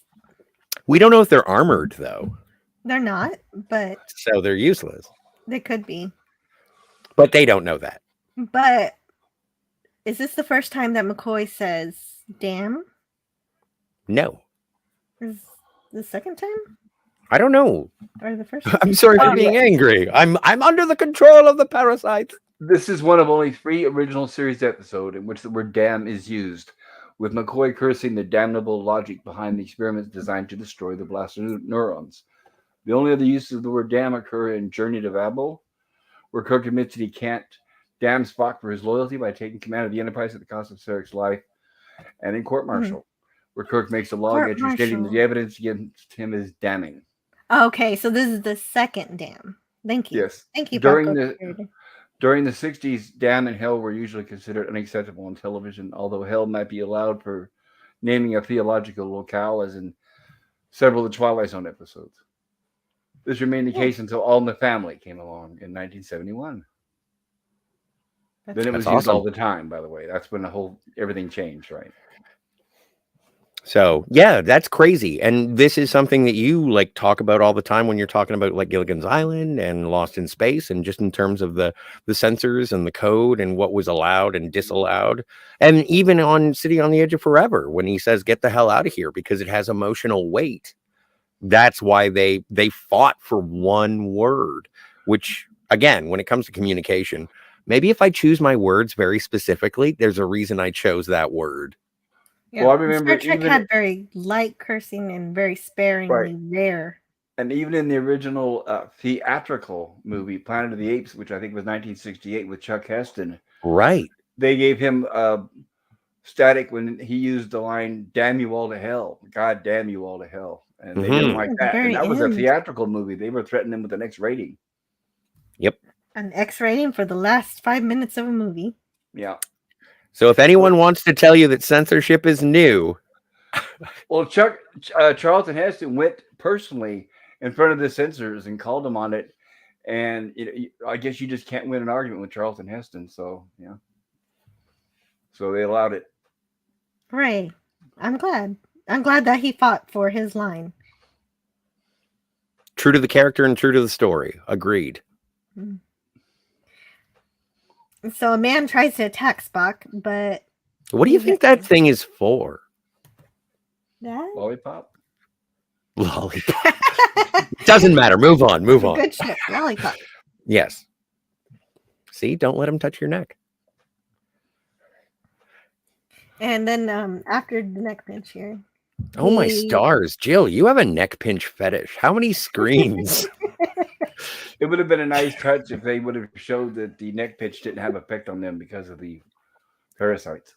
Oh, that would have been cool. That would have been cool. That's a good addition. So a man tries to attack him, but he can't. And then Spock, he's struggling to regain his self-control from the parasites and returns to the courtyard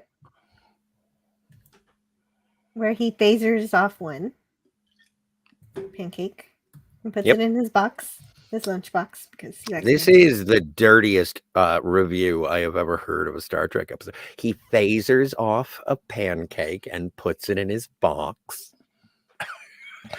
It sounds like an OnlyFans, Jill. I'm just saying. Meanwhile, back on the Enterprise. Okay. Spock is examining the creature and discovers that it's one cell, part of a larger creature. So guess what we have? It's like a colony creature. In this case, the cell is like a brain cell. Spock says, and although it is not physically connected to the other cells, it is nevertheless part of the whole creature, guided by the whole, drawing its strength from the whole, which probably accounts for its unusual resistance to our phaser weapons. And so oh yeah, go ahead. Go ahead. Well, I was going to say that yellow device on the left in the back on the floor. That's the same prop that was used in the Corbomite maneuver. It was Balok's lamp device. Nice. Oh, dude, I've got a prop for you, and it's also an apology, so I can't wait until we get there. Sorry, go ahead. And this is the first time we've seen the inside of the lab, which they've slowly been establishing over the first season. Yes, that's right. This is the first time we get to see Dr. McCoy's laboratory. Which apparently has, there's got to be a golf joke in here. A doctor with a green carpet. Come on. Mm-hmm. Hey, I didn't even think about that. I was just noticing because, we're watching other stuff right now, and it's like everything, it's a mall floor. It's all so shiny and polished, and it's just like, no. In Dr. McCoy's lab, he's got a putting green. Yeah. But I do have to keep going because let's clip through this. Let's go. The reason normal weapons don't work is that they must come from a place where physical laws don't apply. And that is kind of confusing to me. That's a whole lot of conjecture without much explanation. How does Spock know this? It's pretty impressive, I guess. But at least Kirk knows that it's only a theory and wants an analysis by the medical life and science departments. Well, but the thing is, and when it said it comes from a place, like Kirk says it comes from outside of the galaxy, and I was like, no. My immediate mindset went to species 8472, like interdimensionally, because they are physically resistant to basically what's going on. They're anyway. So long story short, it took me to other places. And I didn't necessarily, because it doesn't make any sense for it to come from another galaxy, because there are no planets to invade. Right, like and that's pretty hitch a ride with the Kelvins. Are they going? Yeah, or through a wormhole is the only really real way. No, but that's a possibility. That's more plausible than species 8472. So you're cool. Well, my solution when anything is too far is a wormhole, so I'm not that creative. No, it's fine. Maybe it's time travel. Oh my god. Never mind, moving on. Then they try to figure out how they can kill the creature but keep the victim alive. They try radiation and heat. Rick Astley? Because they know it's sensitive to the sun. But neither works. They remember that millions of lives are at stake again, and we have another. Well, the captain's log. Yeah, can I do this one? Yes. Sweet. Okay. Because this is heavy. Oh my god. This is something that I don't even know. I'm not even going to Shatner it. Go. Maybe I'll Shatner it. Who knows? Let's see.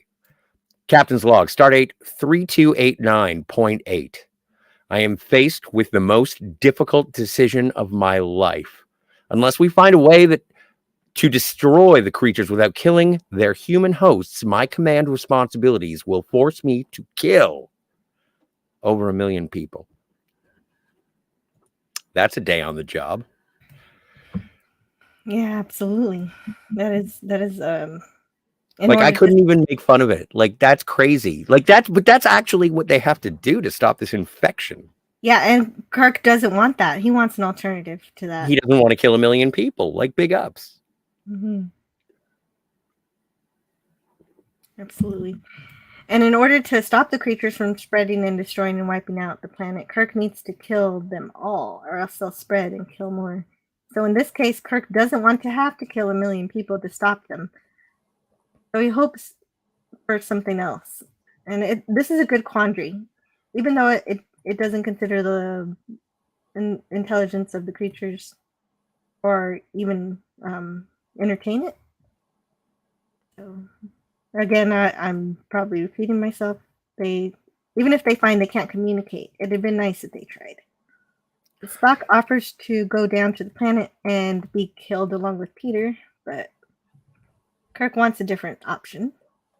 And they go over the properties of the sun, and Kirk figures out that the answer is light. Well, essentially what Spock is saying at this point is, to quote the theme song from MASH, suicide is painless. It brings on many changes. You can take or leave it if you please. And that is his solution. I will take your nephew down to the planet, and then you can General Order 24 all over this hizzle. And we'll be done. It'll be over. We're good. And then it is Kirk who discovers the light. Yes. They work together to come up with that, because I believe that Kirk came up with it independently, which is one of the downsides of this episode. I can understand from other fans. I'm okay with it, though. Well, they are going through all of the properties of light, and Spock lists them off, and then Kirk picks the right one.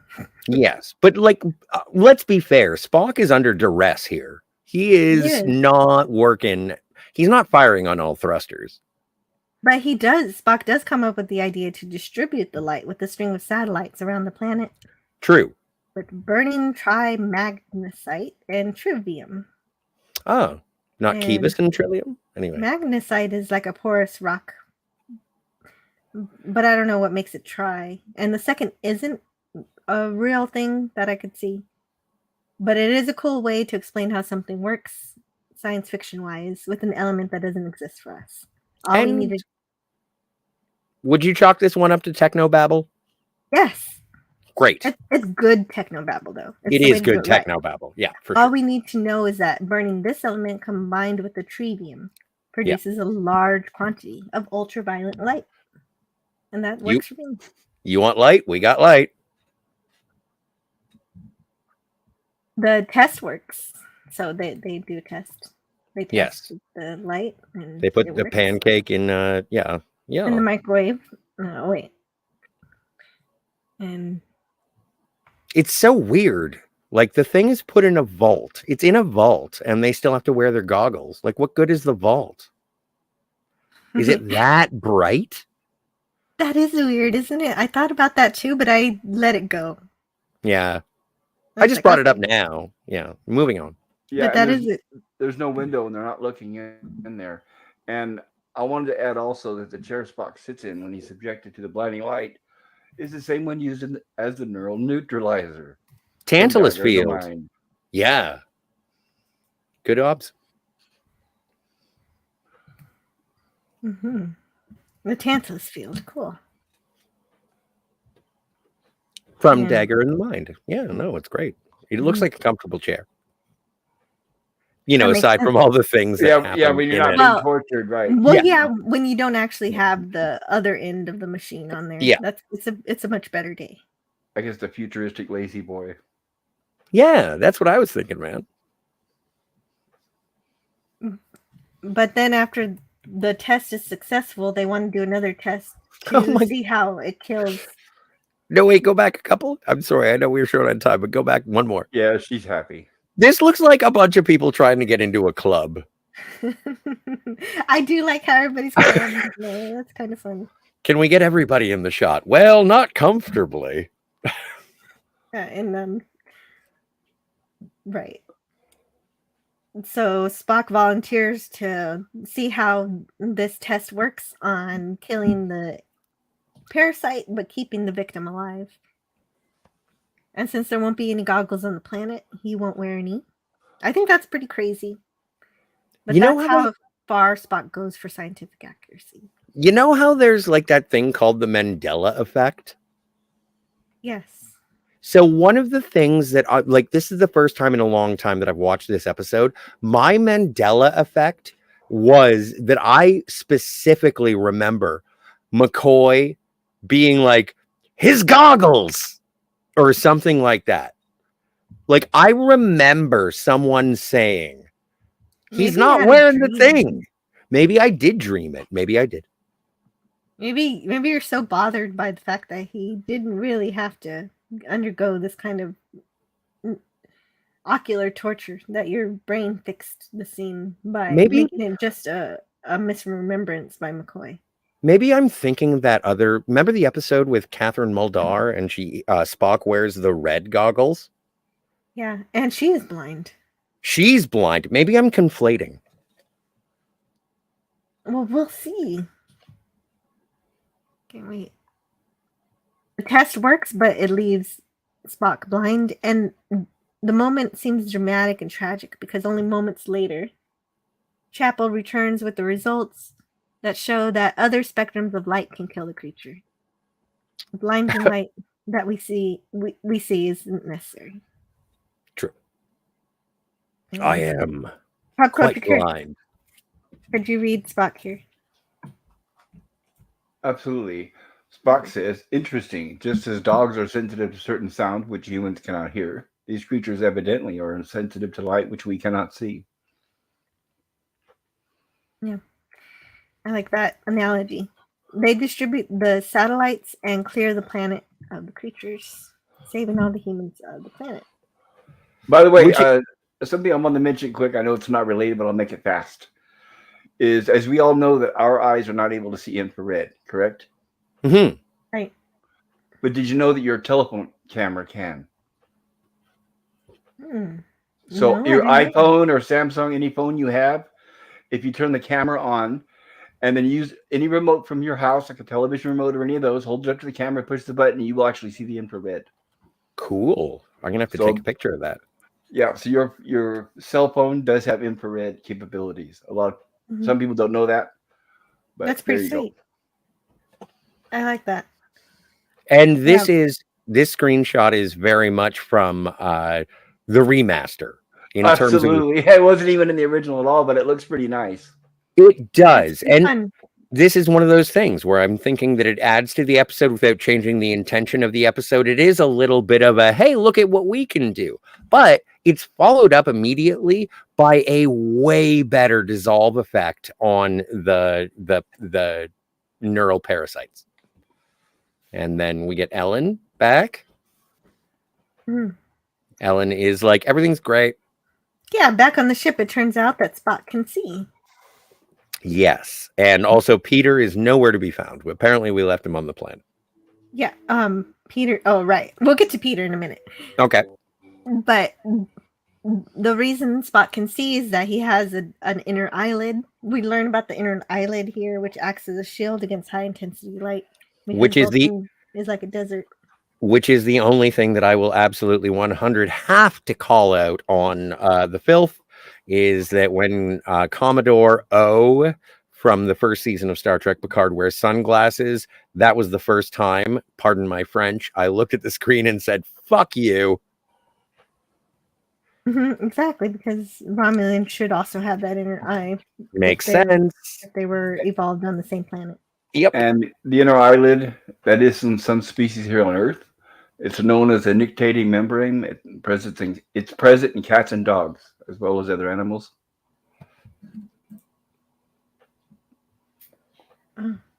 Oh, cool! That's really great. And I do love when our science fiction cross references reality like that. Jill, you are printing off a script. Who's reading what? I am. I don't know. I think you should be. You know what? I think that you should be Spock, and I think that. Can I be Kirk? And then Pop Culture gets to be Dr. McCoy, because I have a feeling that Pop Culture would make an excellent Dr. McCoy. I'm not really sure we have time. Well, it's Jill's show. She put it in the chat. We can't disappoint. Okay.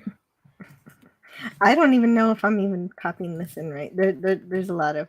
There's a lot. This is a script reading. This is crazy, Jill. You want us to do this? Everyone is now intrigued, and we must. Yeah, I already started it. So I don't let's even know if finish I it. copied it right. So, Doesn't matter. Who do you want? Who do you want to play whom?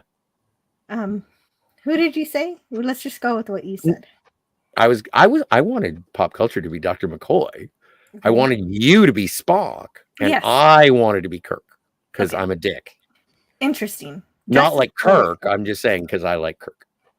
Okay, so, and Kirk is asking Spock if he felt anything from seeing. So that's him. where we're starting. That's where we're starting. Yes. Okay. hang on. And so Spock says, "Quite the contrary, Captain. I had a very strong reaction. My first sight was the face of Dr. McCoy bending over me." 'Tis a pity your brief blindness did not increase your appreciation for beauty, Mr. Spock. Well, if you gentlemen are finished, would you mind laying in a course for Starbase 10, Mr. Spock? My pleasure, Captain. Unusual eye arrangement. I might have known he'd turn up with something like that. What's that, Doctor? I said, please don't tell Spock I said he was the best first officer in the fleet. Why, thank you, Dr. McCoy. You've been so concerned about his Vulcan eyes, Doctor, you forgot about his Vulcan ears. Ahead warp factor 1, Mr. Sulu. And that's why I took the time for that. I love that. And that's a funny way to end the episode, and I really love it. But they forgot one very important thing. What happened to Kirk's nephew? It's one thing to not show the funeral for Kirk's family on screen, but it would have been nice to see what happened to Peter. And as it turns out, there was a deleted scene. Oh! Pray tell. Yes. And here's the book. Which is on the floor. Yeah, which is on the floor and it's now in my hands. Okay. A scene that had already been filmed in which Kirk shares a tender moment with his nephew, Peter, was ultimately cut from Operation Annihilate. In the scene, Peter informs Kirk that he'd like to remain on the colony world rather than return to Earth to live with his grandmother. Dad thought, "Deneva here is the best place in the whole galaxy," explains Peter. Kirk observes, "Well, your father's partner said he and his wife always wanted a boy," and lets the boy know that they're waiting for him in the transporter room. They shake hands, and Peter exits in his mini Starfleet uniform. After he's gone, Scotty wonders if the lad will want to attend Starfleet Academy like his uncle. "I hope he decides not to," Kirk replies somberly. "If there were no other choice, Scotty, I would have to give the order to destroy this planet. I don't want him to ever have to make that choice." Wow. It's a big scene. Yeah. It is. And I wish I would have looked at this book before, because there's a really lovely picture of Peter on the bridge in the captain's chair with Captain Kirk in his little uniform. So he's a more likable character than he is in when the children show lead. Yes. I mean, a lot of people seem to find him irritating there. He's a proto Wesley. No. I know. I just said it to be a dick. Sorry. You did. I am. But I enjoyed this episode very much for the character insights into Spock and the personality and surgical prowess of Dr. McCoy. But the episode does miss out on an opportunity to communicate. I would have liked that to be tried. And so then, and I would have been okay if even that communication failed and they calculated that they must put a priority on saving human lives. That would have been pretty great, and a sad tragedy that how we never find out why the aliens were killing. Also, the episode fails to mention what happens to Kirk's brother and sister-in-law's remains, or what happens to the nephew. But luckily, they're taken to Daystrom Station. But oh my god, Scotty. Okay, thank you. That was funny. However, it does have some really cool, creepy aliens who operate as colony creatures and are killed by a method unlike other life form. So the creativity with the alien is super stellar, as is the problem-solving technique to figure out how to kill it. But it does tell you just how deeply Kirk trusts Spock to allow him to capture a creature right after the creature forced him to have a tantrum. However, that trust does prove to be the right choice, and I do love that Spock doesn't turn down having to sacrifice himself for the world. And that kind of sacrifice, of course, comes up later for him. And for that, even with the flaws, I love this episode, and I give it a B. Pop, you go next, please. I give this episode an A. I enjoy it. I know I usually give most of them an A, but I do like it. I like the fact that it has a little bit of the horror element. That's one thing that I appreciate with TOS is you could have comedy one episode, and you can have horror, and then you can have exploration, and the themes would always change. And I like they change it up. And once again, I think it really helps that the episodes are self-contained. I don't like the overarching themes. So I think I've sorely missed. I wish they would go back to that, but that's just my thinking, which will probably never happen. But I like the episode, and like we mentioned earlier, the fact that we get to see most of the crew, including Scotty and Uhura. Sometimes they seem to disappear. So yeah, I loved it. I thought it was pretty good. Loose retelling of, like I said, of Puppet Masters, but they did well for the budget and the time constraints. So yeah. Oh yeah, Thank you, did Jill. you tell us about the puppeteering, or did we miss that? Oh, Well, like they I were on feel like- strings. You mentioned it. oh, I did mention. Okay, I thought maybe you had something, but never mind. Thank you so much for that review. Thank you. It was great. I give this episode an A+. I think this is one of the best episodes of Star Trek that I have seen all season. I would put this in top 5 for season 1. And the reason I do is because there are a lot of people who don't think that Star Trek is an adventure show. I know I expounded for a little while saying that this isn't Star Wars, this is Star Trek. And there are some times that shit goes down, and who you going to call? And this is the Enterprise showing up based on a threat of something that has happened, and it shows up, and it has emotional toll. It has action. It has adventure. It has the as you mentioned, pop culture, the horror of, if you're going to get a little bloody nose, why not run home and hide under your mom's bed? Like, this is the adventure show that Star Trek that people talk about when they talk about classic Star Trek. This is so good with character development and strengthening of friendships and the crew. Again, I do always get super aroused when I get all of the crew in one episode. And for season 1, this is one of those episodes where everyone is interacting. Everyone has a character moment, no matter how brief. Even the people who have gone by the wayside. Thank you, Eddie Paskey. Mr. Leslie, you will be remembered if it's my only job. And I think that this is so good. And there are moments when, you know how we solve this problem? Violence. We are going to have to kill this shit.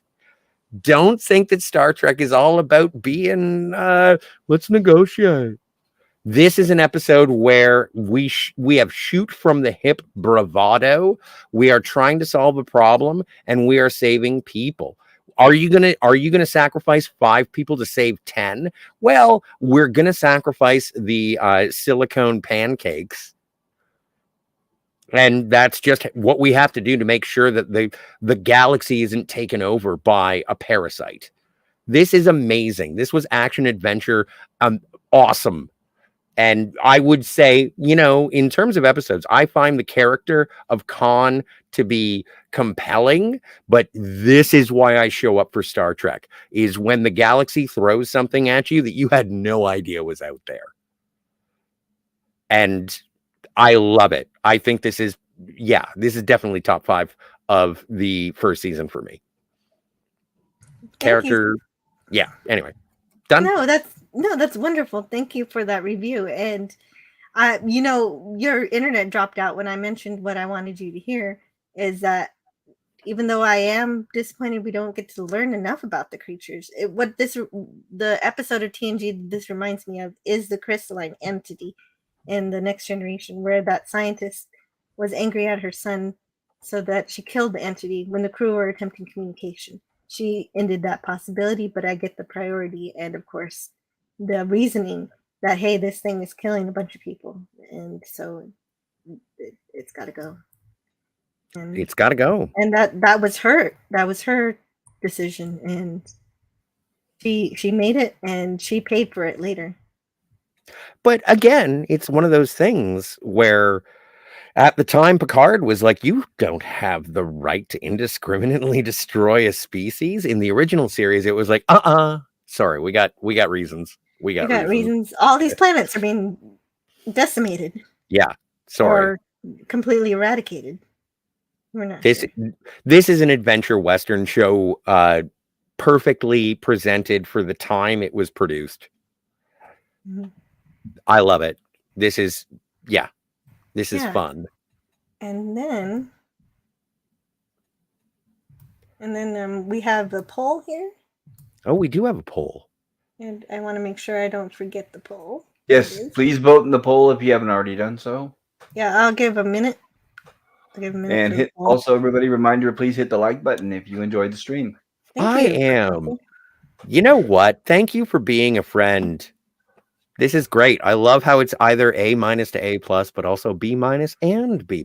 I enjoy this. No, is there an F? There is an F. It was probably me.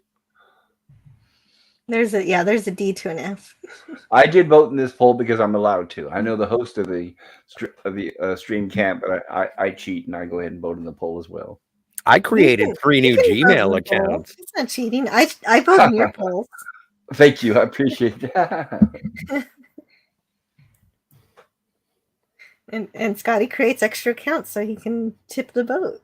Yep. 35 votes. I am 15 of them.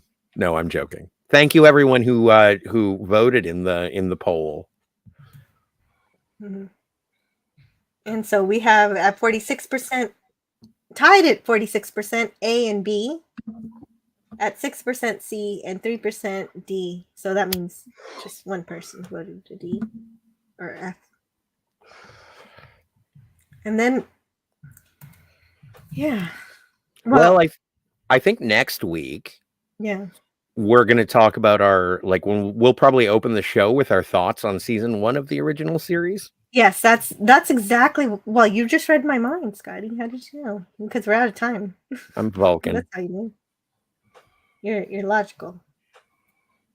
But I did have a show and tell, which I will.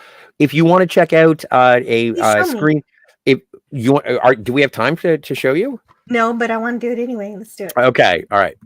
So I got. Hi, everybody. Oh, wait a minute. You got to make me big. I'm trying.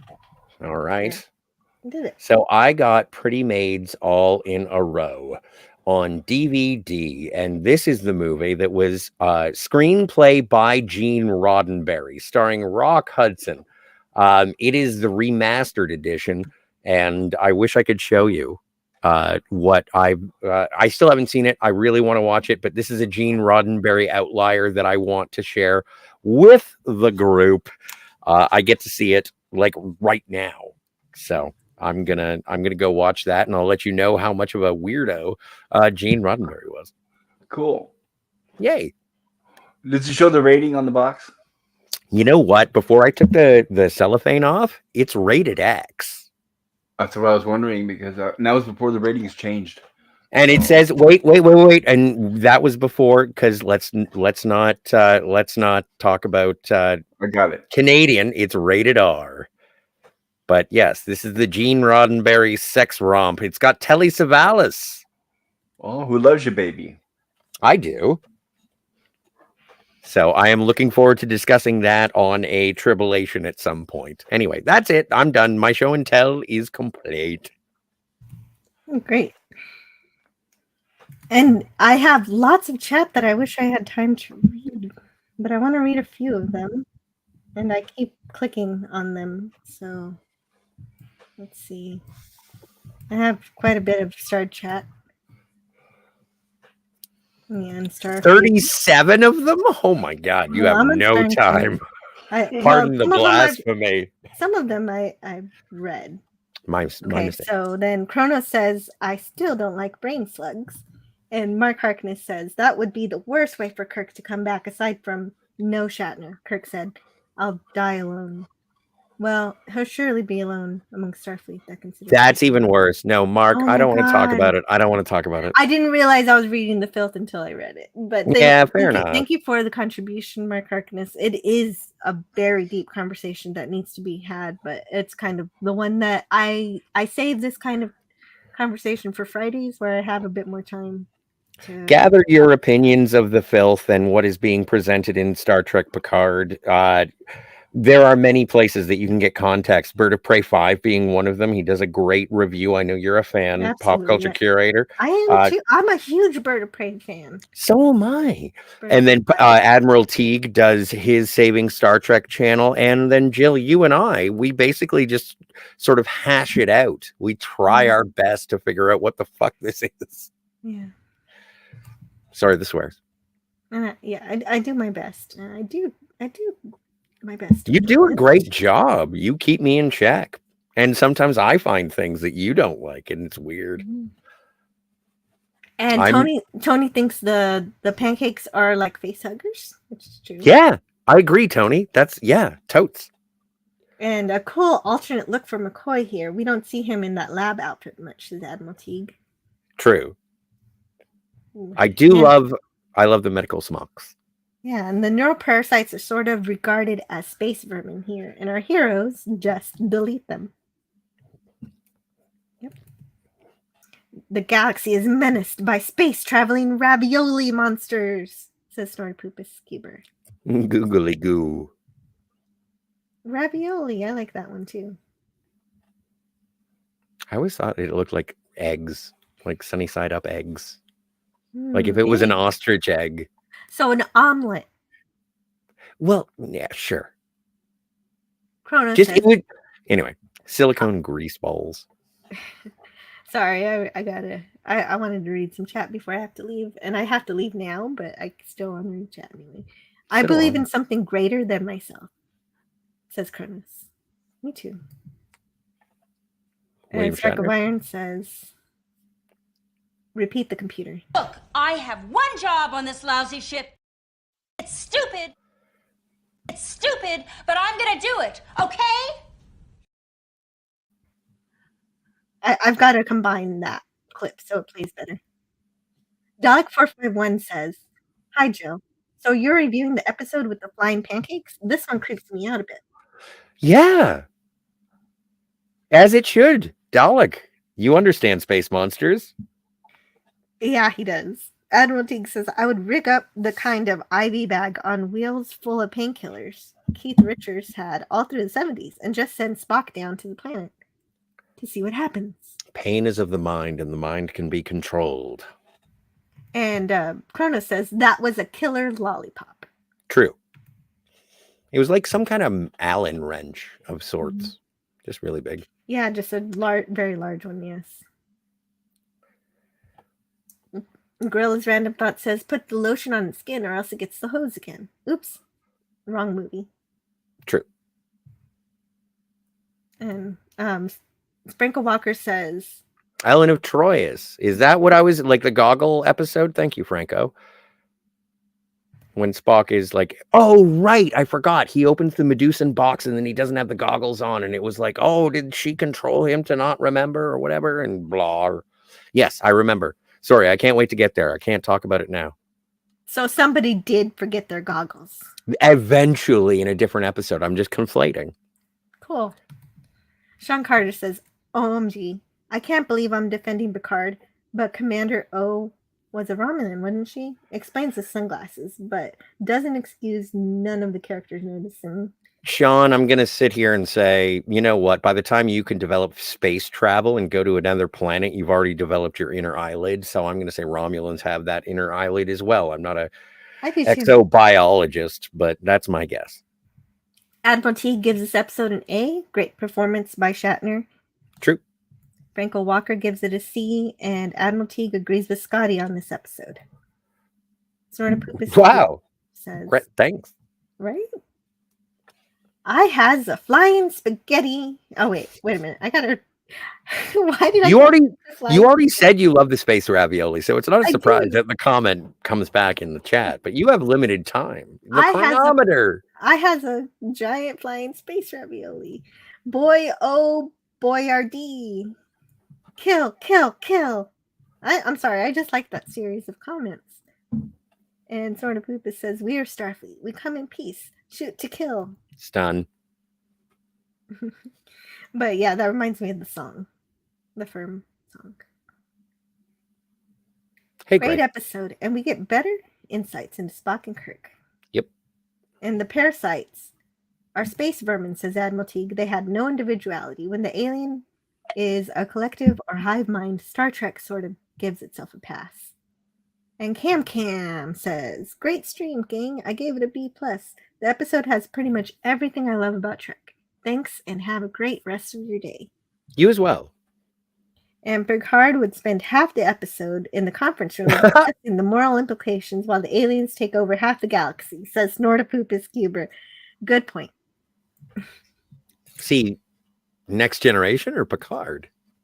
Next Generation. Oh my All God, right. I don't want to talk about that anymore. Oh, God. Son of a bitch, shut up. Take care, Cam. See you, Cam. Take it easy. Have some fun, everyone. Gotta go back to chores. Cheers.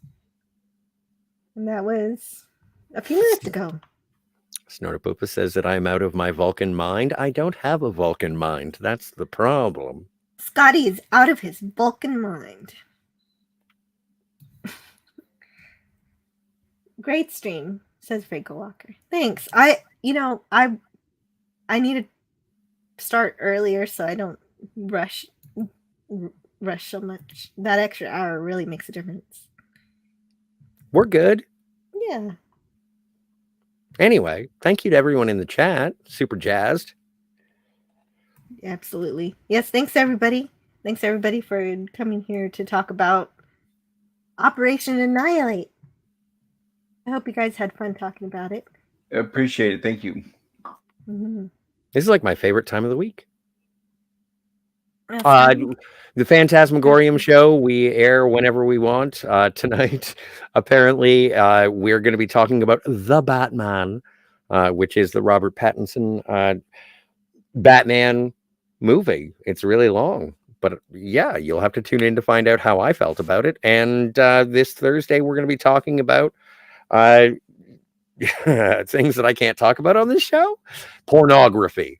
Come to the Phantasmagorium show on Thursdays, and we'll talk about Star Trek Picard and how much of a show it is. No filth, says Snorpoopus Cuber. Yes. I try, but you know what? It's going to come up now and then because it's part of what we as fans are concerned about, and I understand. I do. But I guess we just don't have as much time during the show to go through it. But is that everything you got? That's all I got. Okay, let's go pop culture curator. Thank you for having me here, Jill. If you're a sub to my channel tonight, we're going to be covering, in honor of William Shatner's 92nd birthday, we'll be showing Kingdom of the Spiders, and 6 p.m. Pacific time. I hope you're able to join us. It's a pretty good movie, cheesy B movie, but it was very successful. Tomorrow night, I have the wonderful Gilligan's Island, and I'm joined by the fantastic Gorilla's Random Thoughts. And on Monday, we will return with a third episode of Lost in Space, the original series. Thank you, Jill. Yeah, Lost in Space is so sweet and fun. I'm not a fan of Lost in Space, but if you have an option between watching a review of The Batman or Kingdom of the Spiders, I would go Kingdom of the Spiders. Mm-hmm. I know. I think that looks like a lot of fun. It does look like I've never seen it. Captain Kirk against a bunch of spiders. Yeah, I know, dude. That's like it's weird that I say this. It's better than Batman. As we all know, anybody who knows William Shatner knows that no matter what movie you see him in, it's Captain Kirk. Oh, I see. He walks the same. He talks the same. You know, it's like a duck. If it sounds like a duck, cracks like a duck, it's a duck. It's like Connor. But I love him. William Shatner. It's like John Wayne. They have that certain style. Yeah. You expect it in their performances. And it comes through that he's pretty much Captain Kirk. Oh yes. And Franco Walker says, it's Jill's potty mouth that does it. What? What did I do? You swore. Just one time. And Fuck. it was because of a super chat. Wasn't even a super chat, was it? Yeah, Yes, it was. It was Matt G. It was $1. That's all it takes. Now I feel bad for swearing indiscriminately. People should pay me to swear. Thank you for sharing my link, Jill. You're welcome. Oh yeah, there it is. And I want everybody to have a great day. See you guys next time where we're going to start season 2. And you would think, every time I think of the beginning of season 2 of Star Trek, I think amok time, right? But no, in production order. We're going. Yeah, I know. This is messed up, guys. Welcome to the Black Parade. We're going to review Cat Spa. We're in production order for season 2, which is a weird journey I've never been on. It's going to be great. I can't wait. And good night, Franco Walker. Take care, everybody. Take care, everyone. Yes, and let's get the hell out of here. Really? Is that going to be the tagline? I don't know. I can't think of another one. Can you think of another one? I would never live in the 24th century. I fucking hate the next generation. Only the original series, only classic. Oh, did that play the whole thing? Yeah, I'm pretty sure we got copyright striked. We can go. Oh, no. Okay. You got to go? Yeah. Do you have an episode for next week? Cat Spa? Yes. The Cat Spa? The Chutzpah? Our date 3018.2. Crewman Jackson is dead. Captain Kirk, there is a curse on your ship. Temperature, sir. It keeps rising. We're burning up, sir.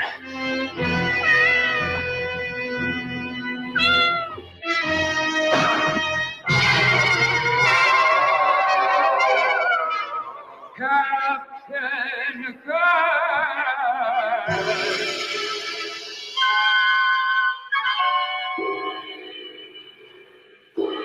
As I was.